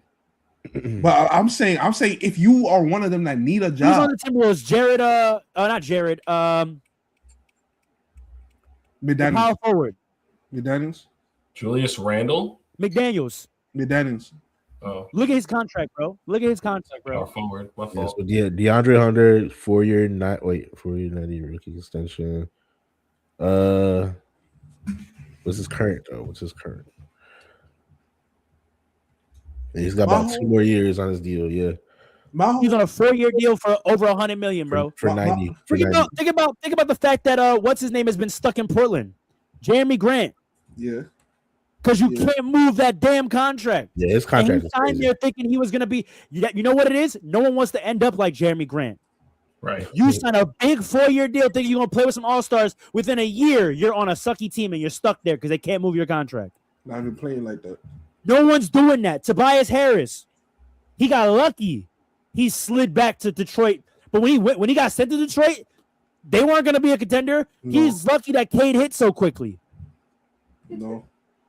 See, but my thing is this: if you are one of them that need a job and want to be a contender, But here's my point: you don't need a job. That's the thing I'm trying to tell you. If you're a 3-and-D wing, you're not starving for a paycheck out here. You're getting 4-year, $90+ million deals, and you're not signing anything less than that because that's your worth in this marketplace. So if that's what I'm going to ask for, I'm not going to go do that somewhere that's about to suck in a year and a half, and then I'm Well, stuck there.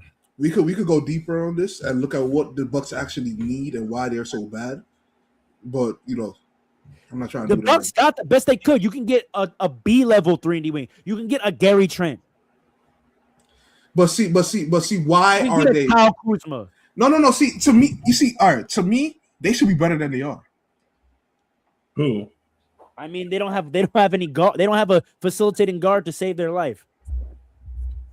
Is it They not don't have supposed to be They honest? don't have a starting. They don't have a Giannis starting in wing. and out, too. They don't have a starting wing to save their life.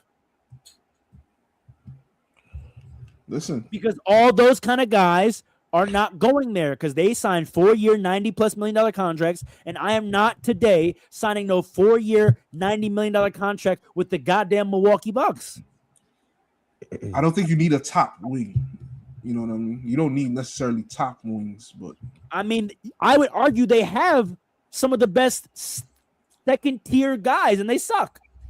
that's what I'm saying. Like, So we then, could but then, we Paul, could dive that goes deep back into to this, but your we point. gotta. That goes back to your point. Then you can't say Giannis don't need that much talent because if we are going to acknowledge in the same breath that he has probably the best second-tier 3-and-D wing guys in the league, and they look like this, then he does need talent. And we're not gonna talk about that chip team like it didn't have talent. Drew Holiday is one of the guys we're talking about. Yeah. He's a tier 1 3-and-D guy. Go look at his contract. Why did the Celtics have to move him? That's a fact. Because they couldn't afford to keep him. That's a fact. So we're not gonna act like Giannis won without talent. We're not gonna do that. We Chris could look Smith at- at the time was a 2-time All-Star. We're not gonna do this. We're gonna look at. We could look at coaching. We could dive deep on the Bucks and all of that, but we're not doing that. Well, let's talk about these protections and these picks and these games. It's a wicked world out there right now. Wicked. It's a Nasty. wicked world out here. So y'all telling me the Bucks are just make a move? Because look at what the Wizards are doing. The Knicks React. have violated 2 years in a row. Look, this is what I'm saying. So you try to tell the Bucks to just make a move. Look at what's happening in the East. Look at what the Wizards are doing. Look at this Nets fan.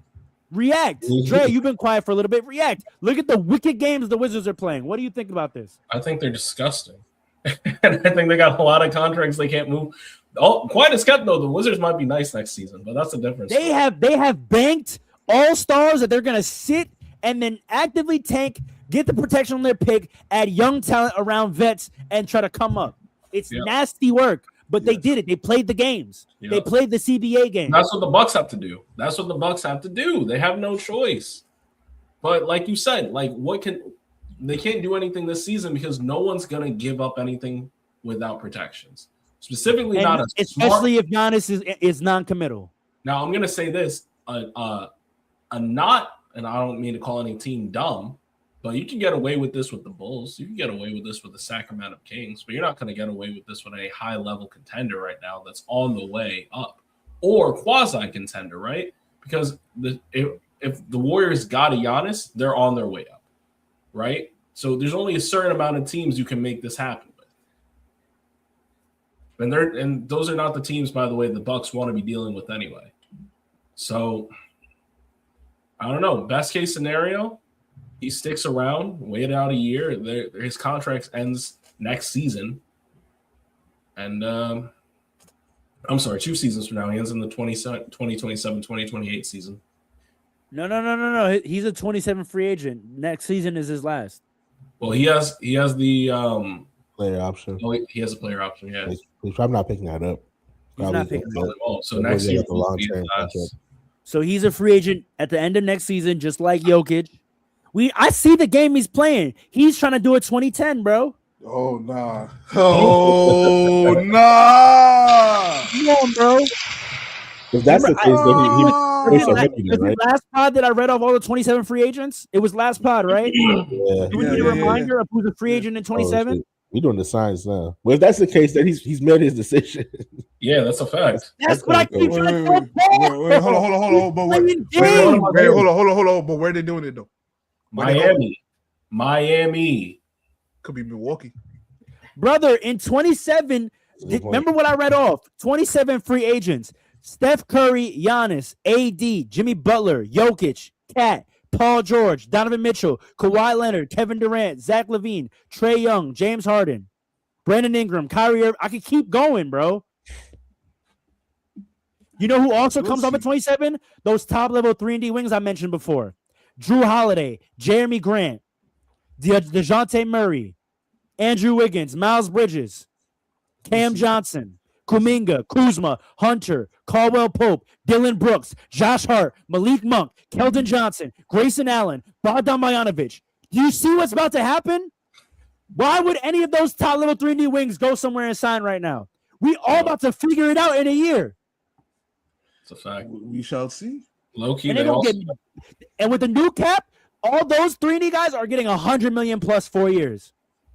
Shit. Grayson Allen is getting a 4-year, $100 million deal from somebody. I promise Allen, you. you better get ready. I You're about to come up. You're about to Lou come up. Dort.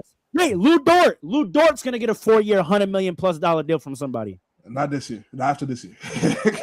Listen, all I gotta say is shout out to the Nets. Bobby Porter. Up. Come on, man. Supposed to be coming up. What if Giannis wants to go to the Nets? Wait a second.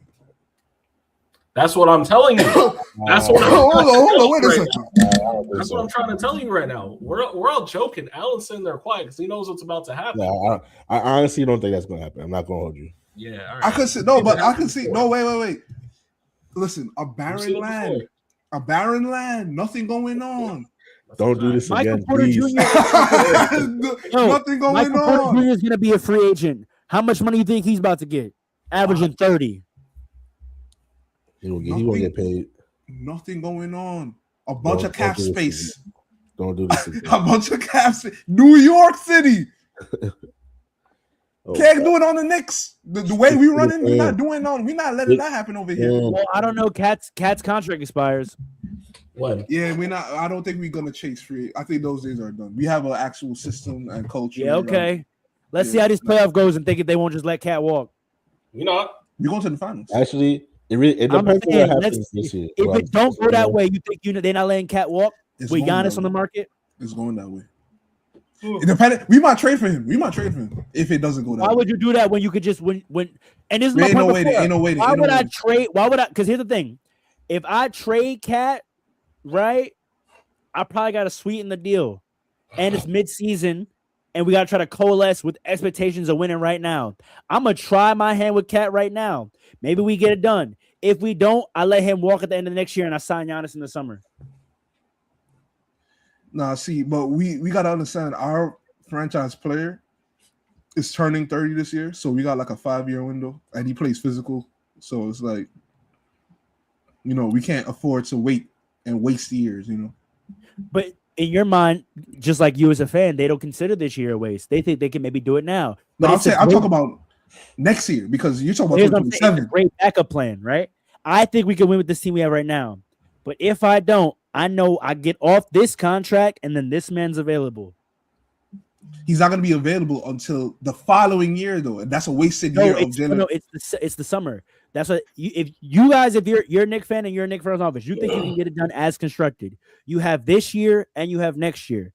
In your mind, ideally, that's 2 back-to-back chips. But in the back of your mind, if it doesn't, I can let this contract walk and I can sign Giannis. No, I understand what you're saying, but it would literally we would have to waste a 26-27 year, basically. But you wouldn't consider it a waste because you think you can win as constructed. I'm just saying it's a great backup plan. No. But if Cat disappoints this year, we're done with him. You're gonna try it again. I promise you're gonna try it again. No, not Leon Rose not doing that. Leon Rose is not complacent. You would because of what I just said. Hold on, You would because of what I just said. If No. if Giannis watch this, if Cat disappoints, that lowers his trade value, which means to get off of him, I would have to add to it. Where I could just try one more time, let him walk, and go sign any of the names I just mentioned. I understand what you're saying, but again, it's all about Jalen Brunson. It's not about Cat and Giannis. He good. He plays physical. He don't get the calls that Shea gets. Like it's risky, man. It's I don't think Leon Rose would do that. No, I don't. If Cat disappoints, which means he lowers his trade value, who are you willing to package him with to get off him? That's the question. That a lot of that depends on what happens in the playoffs too. Exactly. How the others play. Exactly. You would Oh, need we're going to the someone finals to again. you would need someone to play well enough to be bait to attach to Cat. No. I'm saying it's if other players disappoint, we might be willing to get off of them. But then why would I trade we're for deeper that? because hold on, we're Why deep right would I now. trade for that? Because If maybe you had two players in a contending scenario disappoint, why would I trade for that? it depends on how they disappoint. Maybe you look at your team as they could get it together on their team. It happens. I've seen You're that not happen. fooling nobody, bro. You're not I've fooling seen nobody. that. Listen, we're going to the finals anyway, so it don't matter. That's a fact. All right, But last topic. as far as the picks go, and this is kind of related to the tanking situation that we see with the Jazz. You kind of have to mention that, like, It's not just tanking; they're amassing bad contracts that all are aspiring at the same time.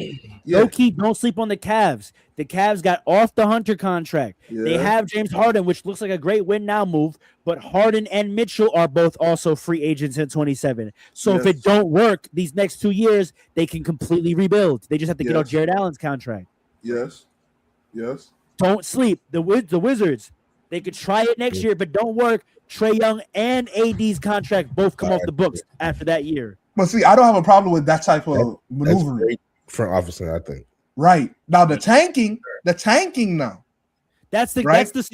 that's the secure the backup plan of the picks. Yes, These front Yes, offices need yes. to front like their win now and perfectly set up their rebuild. yes. But it gets to a point where it's kind of unethical because if you are tanking when you have players that obviously won't let you tank, if they were to play, now it gets fishy. Now it gets funny, and I don't know how you stop it. So yeah, I don't know how you With stop fake it. injuries. I agree with that. I think No. That's what they're doing right now. Low key, I'm not saying anybody's faking injuries, but hey, putting him on the bullet. nah. But hey, But yeah, There's a I part of think me that thinks there's a part of me real quick that thinks that there's a slight chance that is also what the Bucks and Giannis are doing. hey, Trying to wait for his contract and Maybe. all. hey, picks. maybe They're trying to get a pick. do they Hey. pick this year? I think Okay. they do on their own pick this But year. I don't know that the Bucks have made a good pick since. The only reason why I say that's probably not likely because if you did that, you would not have given that dumbass contract to Miles Turner. Yeah. If they had just waived Dame and then rocked out with what they had, tanked it, and then their cap space was open and they got picks, it would make sense. Why the hell did you commit that money to Miles Turner? No, but the argument could be made that not because they thought they were going to be decent, at least like a playoff contender type. You know what I mean? They could have pivoted and say, you know what? We're going to milk this Giannis. Giannis, sit down, rest, heal up. You're 32 this year. Heal up. My true thesis is that the Bucks are trying to do that, but Giannis is not a collaborator in that. You think he's gone Which is why, Alan, they're not gonna take whatever because in their mind, you could be unhappy. We're gonna tank and get these picks, and they might just be cool with him walking at 27 to get that cap space back. Man. Man. Because that's what the Wizards are doing. Yes. That's what the who was the other team I said? That's what the Cavs are doing. They trying to get Keon Anthony. Yeah, but They might let you walk and get that cap space back. But right now, while you're here, we're gonna tank it up. I feel like that's Why the hell else would you start Kevin Porter Jr. as your point guard? Come on now. Oh, I feel like that's so stupid, though. I really do, because this will be the year of all years. Tatum's injured. Why would you plan for that this season? And that's why I say Giannis needs to make a move because the Bucks don't protect the Bucks, and low key letting him walk for nothing may not be a terrible plan. And so it's his 2 years that are being wasted because he don't want to stand on it. That's true. He's the way he plays. Also, he also has a shorter window. He don't got a jump shot. He might go the way of Russ. He's got to figure something out quickly. But going back to what teams like the Wizards, what the Jazz is doing. Dallas last year. Cavs on the low. Well, I don't know what the Cavs. No, the Cavs not doing it because I'm about to say No. something. different. Yeah. You talking about tanking? Something different. I think so. Tanking is one thing, right? Tanking is one thing when you trade your star players, get a bunch of young guys, or whatever the case is, and you know you're about to get a bad roster, and you know you're about to get a good pick because you have a bad team, right? That's one thing. I think personally, I think that is fine. That's part of the natural team building with sports.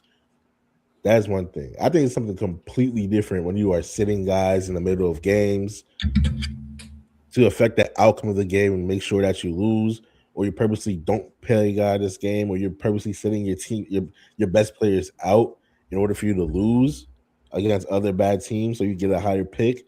That is nasty work. I don't like that at all. What the Wizards are doing with the Jazz the other night. I think that is crazy. I think that goes against the integrity of sports. I was going to say basketball, but just in sports in general, you can't. That's so completely different than what's it called? Than Atlanta just trading away the best player, going into a full rebuild mode and developing young guys. That's not the same thing. I think the league should do something about that. They already fined the Wizards, or they fined the Jazz, and I forgot who was the other team they fined. I think it was the Wizards. It was the Wizards. Yeah, it was a good thing that they fined them. I think the punishment needs to start being a little bit more harsher. Maybe no, it was the Suns. It was the Suns because it was. I saw Matt Ishbia say something. The Suns are low key doing that too, but you know why I think they are in collaboration? Well, At the time, I was confused by it, but now I get it. Who did sign an extension in the league this year? I don't remember. Devin Booker. That's a worse one. And at the time, we all said, "What the hell? Why would you commit to this?" Because he is in collaboration. He knows what they're doing. We got Dylan Brooks, which is a big expiring contract because Dylan Brooks is on that 27 list. That Dylan Brooks contract is going to expire. That Grayson Allen contract is going to expire. And everyone else is on short-term deals. We got Booker locked in. Hey, we're going to get these picks. We're going to get this cap space. And don't worry, we got you later. That's the difference. If Giannis signed an extension, I'd be like, oh, I see what they're doing. I told you he has an internal struggle going on. I'm telling you. He doesn't know. He doesn't know what he wants to do. He doesn't know. His quote unquote character won't let him sign on to tank, but he's not bold enough to ask out. Quote unquote, man. You don't like this guy. You don't like this guy, man. This is crazy. No, I really do. Here's the thing. I understand what he's conscientious of. I just feel like at a certain point, you have to either be about it or don't. Because Devin Booker, he could stand on loyalty because he signed the extension and said, I'm down for this tank rebuild. I'm doing it. If Giannis did that, I'll be like, all right, he's about what he stands on. But he's not, but he won't go as far as to be the guy that's going to ask out and be bumped around. So you exist in this quasi space. Even to your point, Paul, if he is indecisive, that to me speaks to that makes me put this quote-unquote character because you stand on verbally loyalty. If that's what you really do stand on, sign the extension. Unless loyalty is directly opposed to winning, which that is a part of his character. Which one you're about. He's conflicted. I tend to agree with you, and that's why I say quote unquote. There are the guys that are ruthless about winning. You can go all the way to the James Harden end of the spectrum, which is as soon as I don't like it, I'm out. But he doesn't want to be one of those guys because he's shitting on those guys his whole career, right? But the guy he portrays himself to be, that guy signs the extension. And he hasn't done that either. Well, he hasn't left. But I hear you, but that's not enough to say you're that guy because there are guys that are really about that. Devin Booker signed 4 years while his team currently sucked. That's real loyalty. So don't tell me you're a loyalty guy when you playing around. Wait, no. That Booker extension you're talking about, Giannis is in the middle of that same extension. No, That's- I understand because the years are in different years, but I'm still looking at team scenario. Giannis is on the second to last year of the contract. He In just the had an extension timeline, now. that's usually when you would either Yeah. extend. Yeah, You don't wait till the last year of the last year, contract. right. Yeah, it don't make sense to do that. Yeah, you show commitment by signing that extension, like 2 years or so. before. That's where Luka was last year, and they traded him. And in the summer, what did he do? He signed an extension with the Lakers. Yeah. I don't know. I think we could leave it here when Remember, it comes to the they've been Giannis. the story of what are the Bucks and Giannis doing goes back to last summer because Yes. when you come into the second to last year of your contract, that's when the conversation happens because you don't want to have the drama of playing a season where it's like he may walk at the end of the year. We don't know what he's going to do. No one wants to do that anymore. After the Melo Bron years, teams don't do that mess anymore of the we're going to play the last season of your contract and maybe see what you're going to do. We don't do that. You either trade you or you sign the extension. Right. So I just looked it up. He's eligible this year, like in October of this year. So I guess that's when what you're gonna say is about to be determined. What you've been saying, because it is coming up at the end, towards the end of this year. So that's going to answer everything. If he signs an extension or not, I'll be interested to see. We'll see. One way or another. Interesting topic. I want to see what he's about to But do. here's the thing. I think he could have signed in the offseason because it's the same thing. Austin Reeves is on the same contract timeline, right? Austin Reeves got offered an extension this past summer and turned it down. An extension of his rookie deal, no? No, he already signed a new deal. He's on his second deal. And he was eligible for an extension this summer and he declined it. I'm telling you, bro. I think off-season versus middle of the season rules in the timeline also apply. He definitely could have signed an extension this summer. Same thing with Trey. That's how we all knew Trey was getting traded because he did not sign an extension this past summer. Right. We'll see. Because what you said about the 2027 timeline lining up. Listen, if he's a free agent and he brings Jokic to Milwaukee, everything you saying about quote unquote character out the window. That's the most loyal you could be. I would rock with that. He's not going to do that. He might not stay with Milwaukee. That's the reality. Here's the thing, though. The Bucks have to be on board. The Bucks have to be on board with that also. They'll find a way. and again, while the evidence doesn't support that, if that was the move, all would be quiet in Milwaukee. Right, but that's not what's happening. They need to get off. So no. All would be quiet in Milwaukee if that was the move. That was the plan. Because the Wizards made that trade and shut up. See, no, because again, like we don't know if Milwaukee is the place that Jokic is willing to. Like, there's so many different factors. That's my point. So that loyalty stuff, exactly. If it's somewhere else, then the loyalty thing goes out the window. Right, but if it's in Milwaukee, then it's. It's a circular argument. If it was Milwaukee, Milwaukee would be in on it, and it would be quiet right now. Not necessarily. I disagree with it. Why? Because now there's so many other factors. You don't know what Jokic is trying to do. You don't know, like there's so many different things that Giannis has to figure out. That all of this could be like I think he's conflicted. Exactly. But wait, Paul, you're arguing both sides of the argument. If we're talking about the loyalty test for him, he cannot be operating in loyalty if the Bucks are not on the same page. You can't be loyal, but operating on a different plan than the team. That makes no sense. The team doesn't have all the control when it comes to free agency. I understand that, but if you have a plan, to stay, I understand the team doesn't have control of it, but the team would be involved in the plan, and therefore they would be quiet. Yeah, but I think I understand what you're saying, but at the same time, they have to fully buy into that plan, and that's dangerous to fully buy into that plan because both Giannis and the Bucks organization don't have all the control of that plan. Right. So that's why there's still noise because they're like, Maybe we should do that. Maybe we shouldn't. I don't know. Maybe we should trade. There's so many different ways So that then, this could but go. then, I think it's unfair. Wait. I think it's that would unfair to say the character that you're saying that we thought he had, he doesn't have, because we don't know. There's so many different ways in which this could play out. You understand what I'm saying? So you don't think signing the extension would be the benchmark?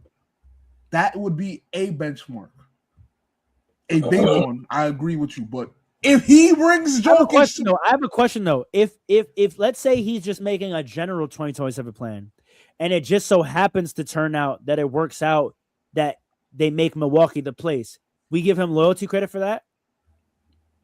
yeah, But even if like he fully considered making it somewhere else, if Milwaukee is The a man's place, been there for like 12 years. You can't take all that away. if Milwaukee For is example- a place, for wait, no, if example- Milwaukee is a wait, place, wait, then for it's on him. example, in 2010, It's his fault. in 2010, there was talks of Cleveland being the place, and LeBron chose Miami. There's talks of New York being the place too. Right. So if you are even considering it being elsewhere, I don't think you get credit for it happening to end up in your place. Kobe always went to the Bulls. Yeah, but Well, they it's not but anything. but the front office pulled him in and told him, "We're not making this move. We want you to buy in." And he rescinded his request and said, "Bet," and signed an extension. Well, therefore, And if key point, Giannis, wait. And key point, and signed an extension. well, then if Giannis keeps his free agency options open, but then ends up bringing all these people I'm not to giving you credit for Milwaukee that. because I'm you not don't like giving it, you But have like, to give him I feel credit like for we're that. going in. I feel You like have to give him credit for that. Wait, let's flip it. Let's flip it. That's Let's crazy. flip it. Let's flip it. So you give Dwayne Wade loyalty credit for Miami in Of 2010? course, yeah, of course. Ooh, I don't of know. course, Why? They actively were picking other places that they could do. So what? They it ended didn't up happen. going So down. Kobe almost went to the Bulls. But so here's what's different in that. Okay, You're talking about what happens as the result of playing in the free agency game. The Yeah. examples you're bringing up, the Star never played the free agency game. They locked in. Kobe never hit free agency. When he wanted the request, him and the team talked and they locked in. He rescinded the request, signed an extension, and the team worked to make the team better. That's not what Dwayne Wade did. Dwayne Wade hit free agency. He courted other teams. They made a plan. It just so happened that Miami had the cap space and had the negotiations to make that be the place where it happens. And you're going to give him loyalty credit for that? him and Pat Riley courted those players to Miami as well. But what's the difference like in it for like the thing that we're talking about when it comes to like their intent or loyalty? What's the difference between asking for a trade and hitting free agency? Because you No. trying to go somewhere else. to No, get us you're for a missing trade. the point. You're missing the point. The comparison I'm bringing in is like, okay, the team is bad. If the star player initially says they want out, because I'm working out the examples you brought up. You brought up Kobe to the Bulls. Mhm. In that scenario, he wanted out. Mhm. He never hit free agency, and the trade request was rescinded, and he signed an extension. Mhm. To me, that says, okay, the team and I collaborated and decided I'm going to lock in here and build here. That is very different than me hitting free agency, me making plans with other players independent of my team, and it just so happening that the best place for this to work out is my team. He took a discount. Come on, what are you talking about? Dwayne Wade took a discount for it to happen. Someone was going to have to anywhere they went. all of the yeah, but he took a discount and brought them to Miami. Someone was going to have to anywhere they went. But he took a discount and brought them to Miami. I think we're You going. can't take that away. You're framing it as brought them because they all decided to go there. You're using the discount as evidence that his intentions were to bring them there all along. No, what would no, have I'm been the not. loyal No, thing I'm to do in not. that situation though? What would have been the loyal thing to do in that situation? To sign an extension, Signing then you first. don't get anybody, Signing first. and then you don't get anybody. That's dumb. not true because he still could have signed for the discount. That's dumb. Yeah, know that's that's kind of dumb, dumb. right? That's kind of dumb. That's kind of dumb. No, it's not. No, it's not if you stand on look. So what Kobe did was dumb. No, Kobe didn't do it, but the difference is Kobe was a better player than Dwayne Wade, and he could bring them the championship. Dwayne Wade did this in recognition that he cannot bring them a championship by himself. I don't know about It's that. What are you Two talking different about? things. That's I not don't even. know What are about you that. saying? I'm saying the salary extension. Because don't forget, for Dwayne Wade, that's an extension Yeah. because he Yes. was already there. Yes. So Dwayne Wade could have went to Pat Riley and said, "We got mad free agents this summer. We can make it happen." And Pat Riley could have said, "Well, we'll be better positioned to do that if you take a discount." He could have at any point signed an extension. Jalen Brunson did this, mind you. Jalen Brunson in a summer went to the free agency and signed an extension for a discount, which allowed them to go sign OG to the contract they did. So Dwayne Wade could have signed his extension for a discount prior to the summer, and they could have still went and got LeBron and Bosh. He did not. But He hit what- free agency and tested his own personal options. hold That's on. very different.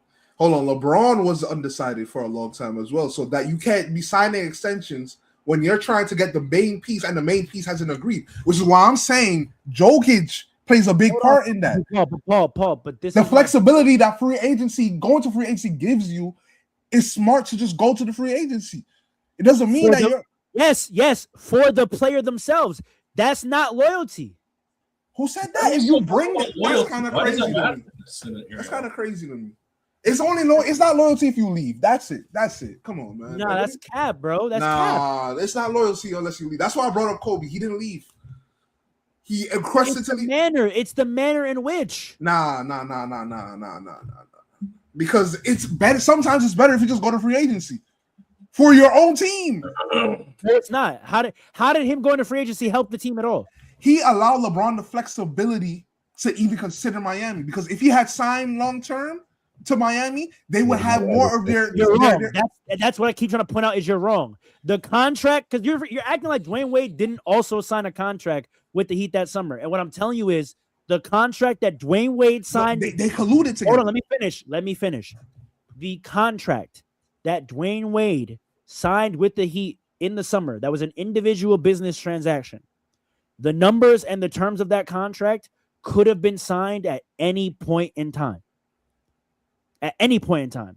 So the flexibility that the Heat had to sign LeBron, they could have had that at any point in time. You're acting as if like the fact that he signed it while being a free agent created some new flexibility for them that allowed them to sign LeBron. That's not accurate. That's accurate. That's 100% No, accurate. it's not. No, it's not. How so? He's saying he should have just signed a cheaper extension earlier Oh, on. okay. If you Because wasn't that's trying to exactly secret- what Brunson But did. That's exactly what Brunson did. But Brunson did it, putting faith in Leon Rose being able to make trade moves. No. Yes, trades. Wait. Because that was their scenario. They weren't playing free agency games. That's why it makes sense for Jalen Brunson to do that. Whereas you're banking on LeBron James and his indecisive self. It's better to have the flexibility. Paul, respond. You're jumping over the point. Okay. I need you to respond to. There is nothing about Dwayne Wade letting his contract expire that helped the Heat. I can't. That is what agree I'm with saying. you. I can't agree with that. There's nothing about that helped That's the when Heat. the cap space comes to sign Right. LeBron and Bosh. Barren land. That's why I talk about the Nets. It's empty. Brother, guys. Try to stay with me here. Okay. Try to stay with me here. When you sign an extension, right? Yeah. Whatever it's a new contract. It's just agreed to, right? Mm-hmm. Hold on, listen. Let me because Alan, I know what you're thinking. I'm gonna spell it out. I'm being very specific here. If you have a 4-year contract, I'm just gonna use random numbers at $50 million a year. You are allowed to sign a contract extension where your salary actually goes down, right? That means the term, even though you're under contract because you signed an extension, the salary cap reflects that. In 25, I'm making 50, even though I'm already under contract for years past that.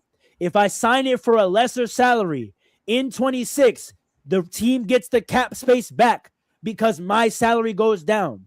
There is no difference in cap space for me letting the contract expire without a new one and signing for 25 a year than if I sign an extension where in the next year I only make 25. There's no difference. There's no difference.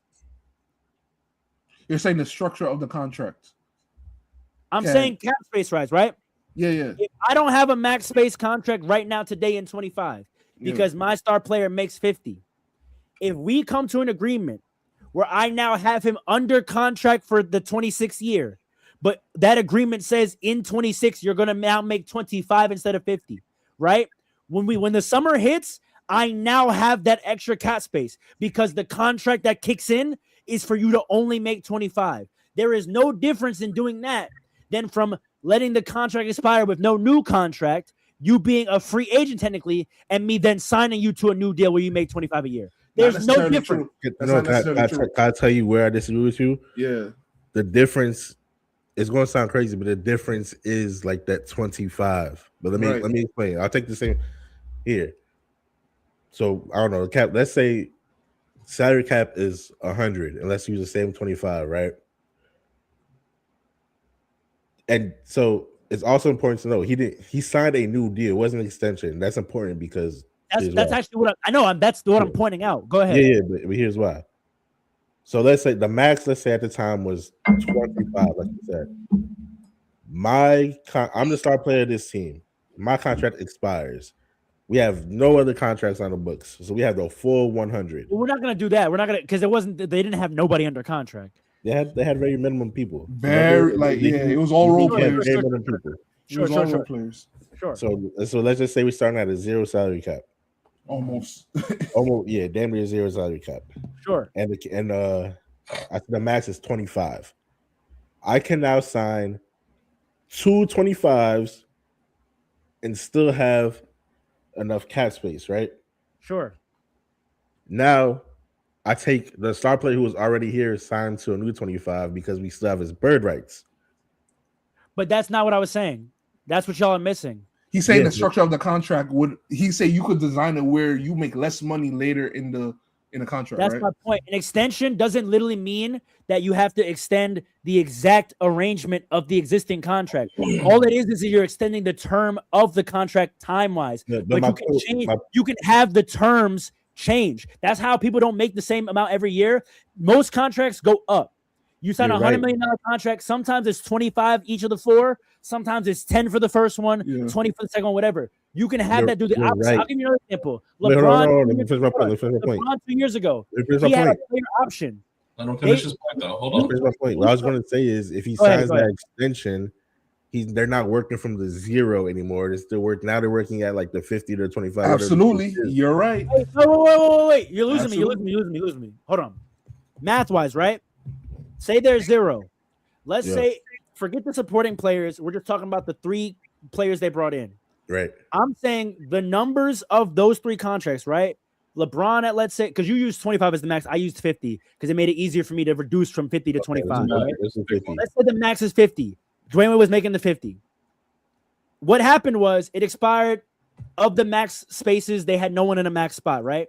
Yeah. Let's say, hypothetically, what worked out is they signed LeBron to 50, they signed Bosh to 40-something, and they signed Dwayne Wade to 25, right?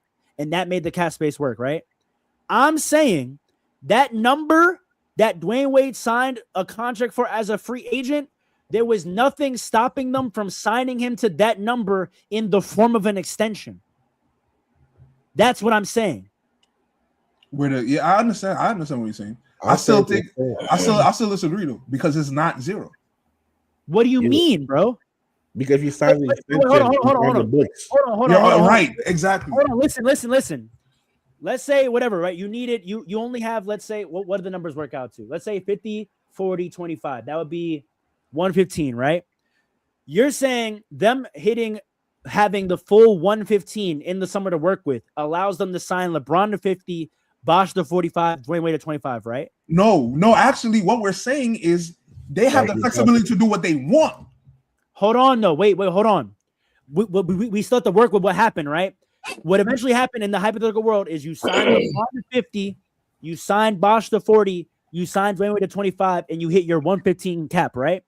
Mm-hmm. If you sign Dwayne Wade to the 25 as an extension, then that summer you still have the 95 in space to sign LeBron to 50 and Chris Bosh to 40. That's not 0 though. That's not 115. What I'm you saying have to work with. In my example, Alan, because Paul's confusing me. How not? I'm gonna clear it up for you. Because you're saying 115. 115, like that's not the salary cap. That's over the salary cap, is what I'm trying to say. Like in my example, I use 100 as a baseline, right? Brother, No, can't- use say 115 though. whatever Just to the make it, space, yeah. Right. what y'all are not explaining to me is what is the negative effect on whatever available space you're gonna have in the next year. You have less. Why? You're not telling me why. If you're under contract, then you're on the books. Even if you set it up, brother. so that is lower. And because here's the thing, right? When they're coming into if we use 115, those numbers line up exactly, and that doesn't go with the situation that happened. It can't. The number can't be 115. Brother, I'm just picking random. Whatever the contracts were, they all signed in the summer. Whatever they were, whatever math you want to do, right? Yeah. That number is what was the cap situation they came to after making those three decisions, right?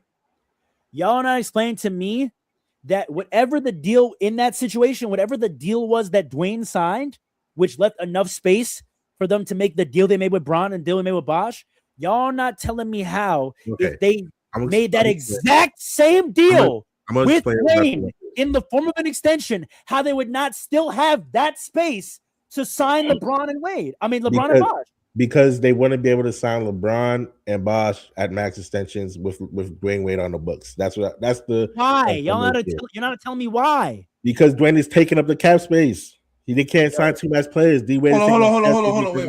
I don't. Y'all are losing me, bro. Wait. Let me try. Let me try. D Wade was off the books when they signed the two players. Wait. Let me try. Because I kind of understand what. He was able to brother.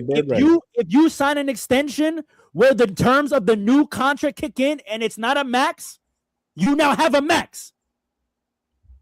You have one max, not two. You have one max, not two. Yo, they can't sign Bosch and LeBron for one max. You're losing me, bro. So you're saying that you're losing me. Wait. You're saying regardless of the money available, if you have Dwayne Wade under contract and he's not on a max, they were not allowed to sign a max for LeBron, and they're not allowed to give out two max contracts to free agents. Dwayne Wade would have to be really low. Dwayne would have to be really low. But that's what Kyro's saying. That's what Kyro's saying. Wait. Let me ask a question. You're saying it would have to be lower than what they signed him as a free agent in the summer anyway? Yes. Why? Because they were only able to do that as bird rights. When he was off the books. He was off the books. Brother. That's an option. It doesn't automatically kick in. Bird rights. You're breaking up. You hear me? Yeah. You hear me? Bird rights control what you're allowed to pay the player. It does not conscript you to paying them a max. And this is what I keep saying, y'all keep just not addressing this. Whatever the deal was they signed with him as a free agent in the summer, they were able to sign that exact same deal in the form of extension. The bird rights do not attach to it to make it a max spot if it's not max money. Bird rights allow you to go over the cap. That's all bird rights do. It allows you to go over the cap to keep the same player. Sure. But if you choose to not go over the cap, you're allowed to do that. Yeah, but you want to be able to choose to knock over the cap of those three guys, and that's what that doesn't make sense. That's what I'm saying. That doesn't make sense. What are you talking about? Wait, how does the team not be allowed to not do it? What are you talking about? No, I'm saying they're allowed to do it. They're allowed to go over the cap. But if I know you are allowed to, but I'm saying if they had chosen to opt out, how would that restrict their cap space ability? Opt out? I think you're talking about signing an extension. If he signs the extension, then they don't have two max spots anymore. And that's what I'm saying. Y'all keep not listening to what I'm saying. Y'all keep hearing me say extension and think that I'm saying an extension of the existing contract he was on, which was taking up a max spot, right? And I keep trying to clarify that the word extension only applies to the length of the contract. You can sign an extension where the salary of the contract is different. I got what you're saying. Meaning, I can sign Dwayne Wade to an extension, but when the extension kicks in, Dwayne Wade can no longer occupy a max spot in my salary cap. That is allowed. I can assign. What I'm trying to say is, even if it wasn't a max spot, even if he took half, if it went from 50 to 25, that doesn't leave enough room for two max spots. Why, if that is the actual number he signed for as a free agent? They all took discounts, right? So That doesn't make sense. I'm saying literally the exact number, the exact number that he signed for when all three of them signed as a free agent. If they signed him an extension for that exact number, they would then have the space to sign Bosh and Wade to the exact numbers they signed them to. see, I understand what That's you're what saying, I'm right? saying. Me and Allen have a I'm disagreement not saying some mythical number. I'm I saying know, do I the know math. it's not a mythical number. I agree with. I understand what you're saying, Farrell. I still disagree for different reasons, though. But you and Allen go ahead. Oh, I know, but that's what I'm trying to understand. What is the confusion about the math? I'm not confused about the math. You're right. You're Because right about the all right, math. because either way, the 20 like that same number, if he goes from 50 to 25, that still goes over the cap space. That still goes over the cap space. In one scenario, when he signs it, I don't know. Because you keep saying you sign the extension is not. Hold on. We gotta find the exact numbers, man. Bro, I yeah, don't whatever. understand. Whatever He's the at that numbers point. are, bro. He's So at do you that not point. You gotta- believe me or not understand that when I'm saying an extension doesn't have to mean the exact carryover, the exact same terms? No, I know. Because you say if he signs the extension for 25, what I'm trying to say is signing the extension and going into free agency is two different things. When you sign the extension, even for a lower number, you're on the books. When you're free agency, your number Yeah, but comes. being Hold on on. When you're free agency, your number comes off the books. If he signs an extension for 25, that's 25 out of the $100 space they have. I understand. Okay. Let me read the numbers. Can I read the Right. numbers? Can I read the numbers? Well, All read right. the numbers. In The numbers make 2010. it hard to understand. July, we gotta have the, at this point, we either gotta dead the conversation or have the exact I'm not numbers. gonna lie. I think this is almost entirely irrelevant at this point. But You're keep going. right. No, but 2010. go ahead. I want to hear these numbers. July 9, 2010, right? The Heat, two new superstars signed matching 6-year, $110.1 million contracts. Dwayne Wade signed a 6-year, $107.5 million contract. In the 2010-2011 season, both LeBron and Chris Bosh were scheduled to make 14.5, and Wade made 14. All right, so Wade did 14 for 2010-2011 because we're talking about in a 1-year span, right? Yes. 14.5 for LeBron and Chris Bosh, 14 for Wade. Now you're saying Wade could have took a contract extension in like 08 or something like that. I would have just said this that year, the year he was about to go into free agency, the preceding year. He could have signed the same contract where he would have made 14 million in the 2010 to 2011 year. And they would have had the 29 to sign both Bosh and Wade. Why couldn't now about Allen, what are you're saying that couldn't happen still? No, I'm saying if he took that 14, that's taking away from the cap space they had to sign Bosh and Wade. I mean, how not would Wade. the exact Wade and contract Bosh. he signed? That LeBron doesn't and make Bosh. any sense. Because when he's a free agent, they're allowed to go over. But they all went under though. They all went under. They all went under. They all took discounts. Discount. They all Man, took discounts on I their need to contract. pay. Look, we can move on. It's been too long. We can move on. They took discounts to We're fit. going back and forth. They It's still not went gonna over. They still long. taking discounts. They still went over. They went over the cap To sign after signing other free agents. Yeah. after signing other free agents. Then that has nothing to do with them. though. Alan, you would have to identify to me what the mechanism is that prevents a team from signing over when they have a player on the book. If they all went under the max, that takes. I was going off of like signing 2 max players at the max. If they all went over, if they all went under, that changes everything I was saying. Then that doesn't matter. Because like I was trying to say, because I thought Bosh and Wade Bosh and James signed max contracts. If No, none of them signed the max, then that changes everything I was saying. That doesn't matter. That makes it moot. Now my point would be that doesn't go to like the situation that we were just talking about. If they signed under the max, then it doesn't even matter. Now my point would be though that if we don't know, if LeBron don't know what he's going to do. For me. I can't hear you. Can you hear me? Can you hear me? It's Can you hear choppy me? for me too. Hello. Can you hear me? Yeah. Alan's a little choppy right now. Alan's frozen actually. Are we good now? Alan, say something. Hello. Yeah, Yeah, I hear you're you. All right, we go. All right, no. My point is, LeBron didn't know what he was gonna do, so therefore you don't take those chances and signing, and you don't know what LeBron is gonna do, or Chris Bosh even. right? Okay. Now Pharaoh might say that means that you're not really bought in, but to me, That's a to me- fact. but to me, if you are doing this to bring in players, right, whether you might leave or not, I don't think considering to leave means you're not loyal, because we've seen some of the most loyal players consider to leave. That's my point. I think it's all irrelevant. Wait. Let me clarify. Sure. It's not the considering to leave point, right? I'm talking business wise, because you entering free agency creates a business vulnerability for your franchise, Right. because It's a you risk. can now leave. Of course, Kobe in his mind, and I see where you're drawing the comparison. There was a point in time where in his mind he wanted to leave. I'm not saying that moment of thought process determines loyalty or not.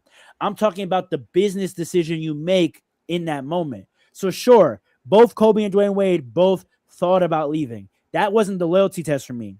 For me, the business decision that followed afterwards was a loyalty test. You both considered leaving because you didn't like the situation. The business decision Kobe made was he locked in. He signed.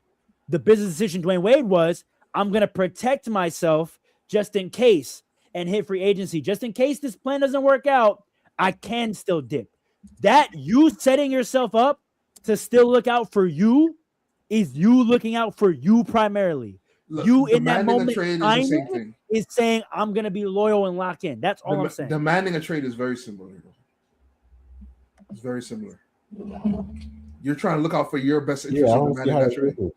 But So you're ignoring the business decision that happened afterwards. And and Dwayne Wade locked in. And if Giannis brings Jokic to Milwaukee, what can we say? Why do we think that's gonna happen? Like, we spent a lot of time. That's what I'm like, that sounds crazy. That's Because not- they can. I can go make $1 billion right now. Is it gonna happen? We're Probably not. potting. We're potting. We could Like- speculate. Come on, man. We What do you could speculate. mean? But like, that's not just speculation. You're It could happen. rainbows. You think Giannis? I'm sorry. You think first and foremost, what kind of relationship do Giannis and Jokic even have that he has that kind of pull? Second, We'll see. We'll see Sunday in the All-Star game when it's World versus USA. We'll see how buddy they are. Can I ask a question in the pod? Let's flip it, because we always apply these loyalty tests to franchises and organizations, right? I'll use Austin Reeves for example right now. Nobody cares We about us. know what Austin's projected worth is, right? If the team knew that and they could have offered him an extension last year, they could have just offered him what he should stand to make in free agency anyway as the extension. And they're choosing to let it play out and potentially let him hit free agency. If they signed him back for that number anyway, you're going to be like, oh, they were loyal when you could have signed him at this number a year ago? I don't know if it matters. I'm going to be honest with you. I really don't know if it matters in the grand scheme of things. Because whether or not they wait it out, like, it's not going. For example, think about restricted free agents. A guy is a restricted free agent. What you call it? Let's go football. The Giants running back who's now Eagle. Saquon, right? You could have signed me to an extension at any point this whole season, but you waited and told me to go hit free agency to see what number I could get, and then you just match it and sign me back. You could have just signed me at that number. Instead of having us have to go through this drama, me have to become a free agent, me have to think about, oh, wow, I might have to move my family. I might have to do all this stuff. And then I hope I go and do the process. I make a commitment to another team. I prepare myself to think I have to leave, and you just sign me back at that number anyway. Yeah, but they Would you gave say him that team was loyal? It's different. They offered him an extension. That No, was no, their sense of loyalty. No. But is that loyal? If I ask for a number and you say no, even if you offer me a lower number, but then I go out in the marketplace and another team is willing to give me that number, but because I'm restricted, you just sign me at that number anyway. Would you say that that franchise is loyal? No. Exactly. So we Why can't does go that off of matter? we can't go off of the way it all works out. We're not going to give credit to the team just because they did sign the guy at the number when they could have given him the extension a year ago. Giannis? Why we- Huh? Is it still according to Giannis? He's drawing talking about comparisons. Austin Reeves. Either way, I'm saying if we flipped it, and the team had an opportunity to lock in with the player earlier, and they waited till free agency and let that player go, have to figure it out for himself, and then eventually, conceded and gave the player that number, we would not call that franchise loyal just because they did end up eventually signing the player. Okay, So why is it that unless they've done it a few times before? They offered him an extension. They Yeah, offered a lower number? They tried to take a deal on him. If this is the third time this said player has been in this situation, and the 2 times before they did it, That's a whole new factor, though. But what I'm saying is, like, you can't call them unloyal because then you kind of discredit everything that happened up to that point. But then I would apply the same to a player. Okay, yes, I agree. They've been loyal the whole time. if the player has that habit where they constantly hit free agents, I mean, LeBron would do that. LeBron consistently, since he's been with the Lakers and the Cavs before that, he hits free agency, but everyone knows in the league he's not going nowhere. He's just going to re-sign. Yeah. That's totally different than you hitting free agency and we actually don't know if you're going to sign. Sure. So you just changed the scenario. That's totally different. But if I'm saying if he signed the extension, I'm not saying free agency and come back. I'm saying the same thing that you said. If he signed the extension, because this has been with the team like 10 whatever years, and the same scenario came up twice before, and those 2 times they signed the extension, and this time he's in free agency. I don't think hitting free agency this time negates the whole 10, 12 years he was loyal. You can't That's a different point, and I could rock with that. If you say he has loyalty equity built up, right? That's what I'm saying. Fair. That's different than what Paul said. If you want to say loyalty equity, cool. Paul seemed to establish that is loyalty even in the moment. That's what I disagree with. I can't rock with that. I'm saying these players are bringing superstars to play with them in their city. That's loyalty. All right, then when the franchise does it, the franchise can say, "Hey, we did give you the money. We did give it to you." What you mean? In my example, if we flip it, the team that stalled out but did eventually sign the player to the higher number, the team could just be like, "Well, we gave you the money. We eventually did it." I think we underestimate how these business deals happen in sports. Sometimes it's not always pretty. But we say, but no, because you're evaluating how these deals happen. I'm saying if it happens, if we don't know how it happened, because like Dirk and Kobe are like the pinnacles of loyalty in basketball for the modern era, right? We don't know what type of ugly back and forth. We do though. Not all the time. Well, the 2 players you just named, we do. So all the time, different example. Every single time. We don't know every conversation. I can say I do. I don't know about you. I've watched the docs. I've listened to the players and the yes, it's been well documented. You watch the docs. So you mean after their career? After their career? You want to let me answer you? Go ahead. Mark Cuban is a very vocal public figure. True. It's well documented. Both situations are incredibly well documented. Just because somebody talks doesn't mean that they say everything. They might talk. If we're doing that, then but it's the truth. We have to honor that. If we're doing that, then there's no point because no one knows. That's my whole point. They ended up there. And don't say that you know it's loyalty then, because if you're gonna go, no one knows. Then say you don't know either. If you spend your career somewhere, you're loyal. If Giannis ends up spending his whole career here, everything you're talking about goes out the window. Point blank. If he brings Jokic over there, come on, man. Why are we talking about Jokic? It could happen. It can happen. If they offer him a stable of horses, Paul, let's end there because narrative-wise, sure. Narrative-wise, he ended up spending his whole career there. I guess he gets to go out as loyal. I think. No, man, just stop. Just say you don't like Giannis and keep it a buck. No. I'm standing on as a fan, right? As a fan of the franchise, the reason why I have the perspective I do is because you're a fan of the franchise. No, listen, let me fucking say what I'm saying. As a fan of a franchise, right? For me, it's important that I do know that Kobe did once one out, and I know how it went. Right? I'm telling you personally, I would feel differently if he didn't sign that extension, which is why I stand on what I stand on. I'm okay with the fact that there was a time he went. I'm just saying it's a fact.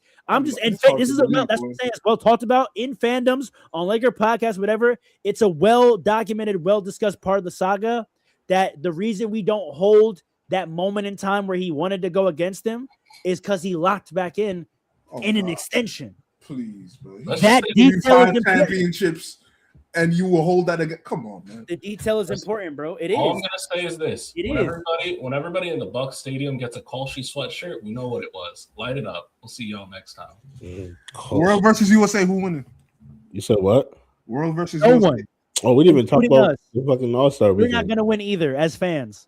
We lost. I'm Everyone not looking lost. forward to that. I think it has. I think this is the I last really stand. might not watch it, bro. I'm being so honest. Nah, I don't- you're watching that. You're crazy. You're No, I'm watching not, it. bro. You're watching it. You're watching it. No. Did y'all see the rookie sophomore game last night?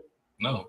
No, It's on They- Peacock. I don't have Peacock. They competed, and I'm gonna say is last point for the pod. I'm gonna say is it's kind of on the next generation to keep like that competitive up. But I said this before though. The Rising Stars game is always going to be competitive because dudes are trying to make their name for themselves. Once guys are all stars, their names are made and they have no hunger Yeah, anymore good point. because there's no more competition for best in the league between stars anymore. No one Mhm. cares. yeah, The Xenophobia Bowl is the last stand. Xenophobia, This is bro. the Nah, last that's it. stand. In a If game this like don't this, do- if this game doesn't like work, this, Title. this doesn't That's work. title. what should have in the old days what would have happened is that in this All-Star game, Ant and Shea would have went at each other's throats because they would have been trying to establish who's better. They don't care. No one cares. Ant and Shea do not care if people think one is better than the other. Do you think that the international Back in the players? day, Kobe and T-Mac cared about who the public thought was better. Do you think that the international players care about being considered the best in the league I don't versus? think anyone does. I don't know. We're gonna find out Sunday. This is I the don't last think stand. I'm telling you. anyone does. I don't think This- anyone does. If this doesn't work, then they need to get rid of the All Star game. There's no fixing Vince, it. T-Mac, AI, KG, those guys knew that the All-Star was opportunity. I get to go one-on-one against this guy and show the world I'm better than this guy. No one in the NBA today thinks like that. No one approaches the All-Star game thinking this is an opportunity to show I'm better than this guy. That's a fact. But now Oh, with yeah. this element is something that didn't exist. So this is the They don't last. care, bro. Let's see. Let's see.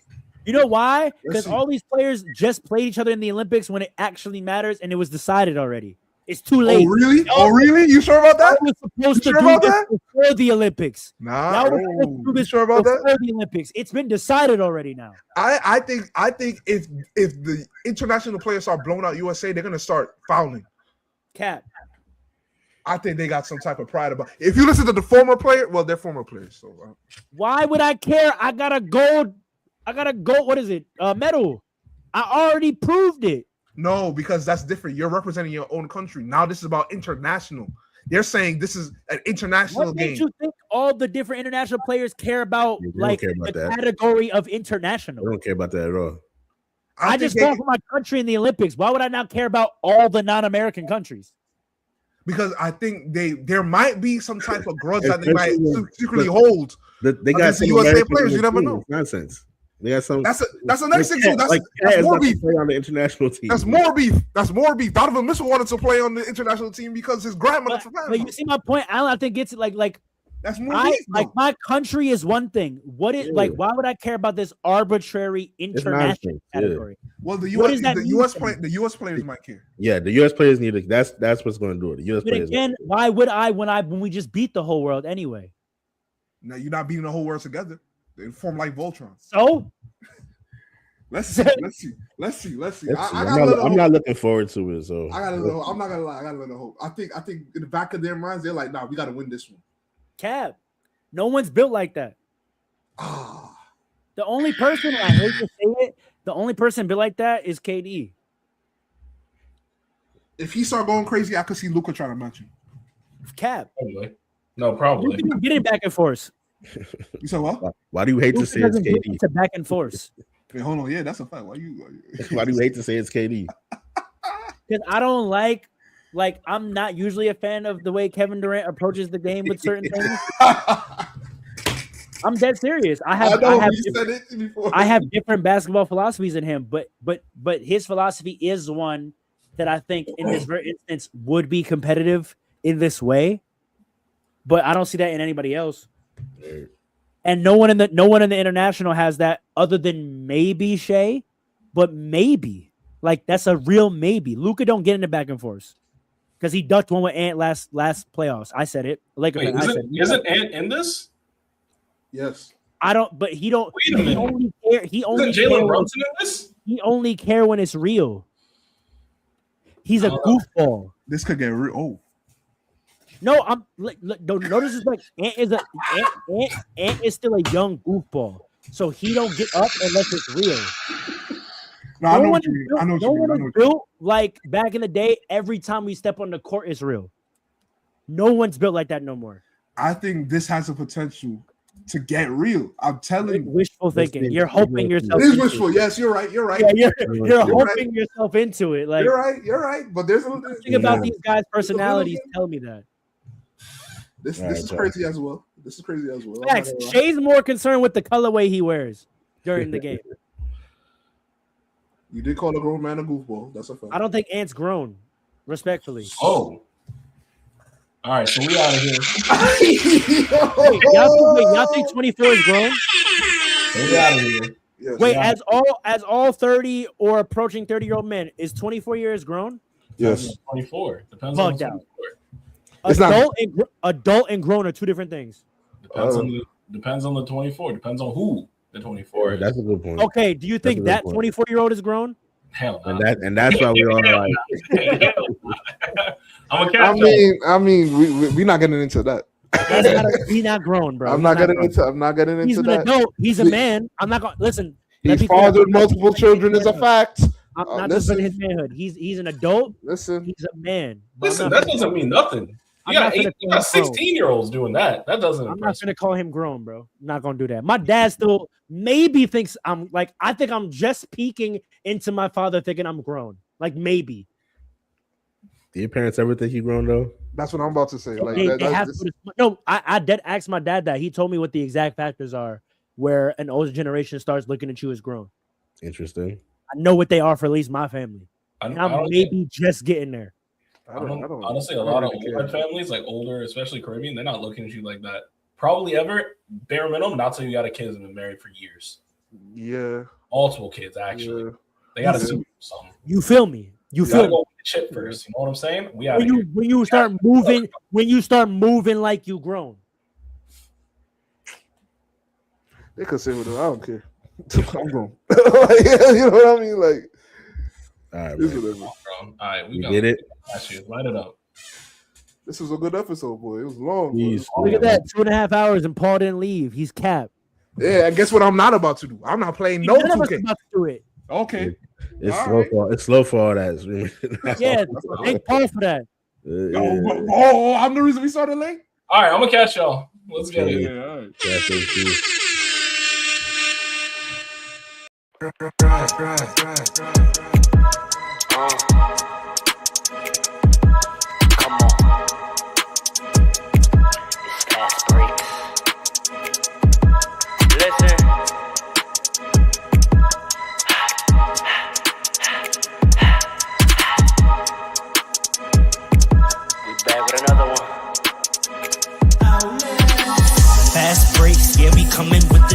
Never early, never late, but we always push the pace, yeah. And we really study tape, y'all just view the highlights, man, we really watching games, yeah. You just watch from the stands, we run 3-man weeks, Paul, Trey, and Alan, yeah.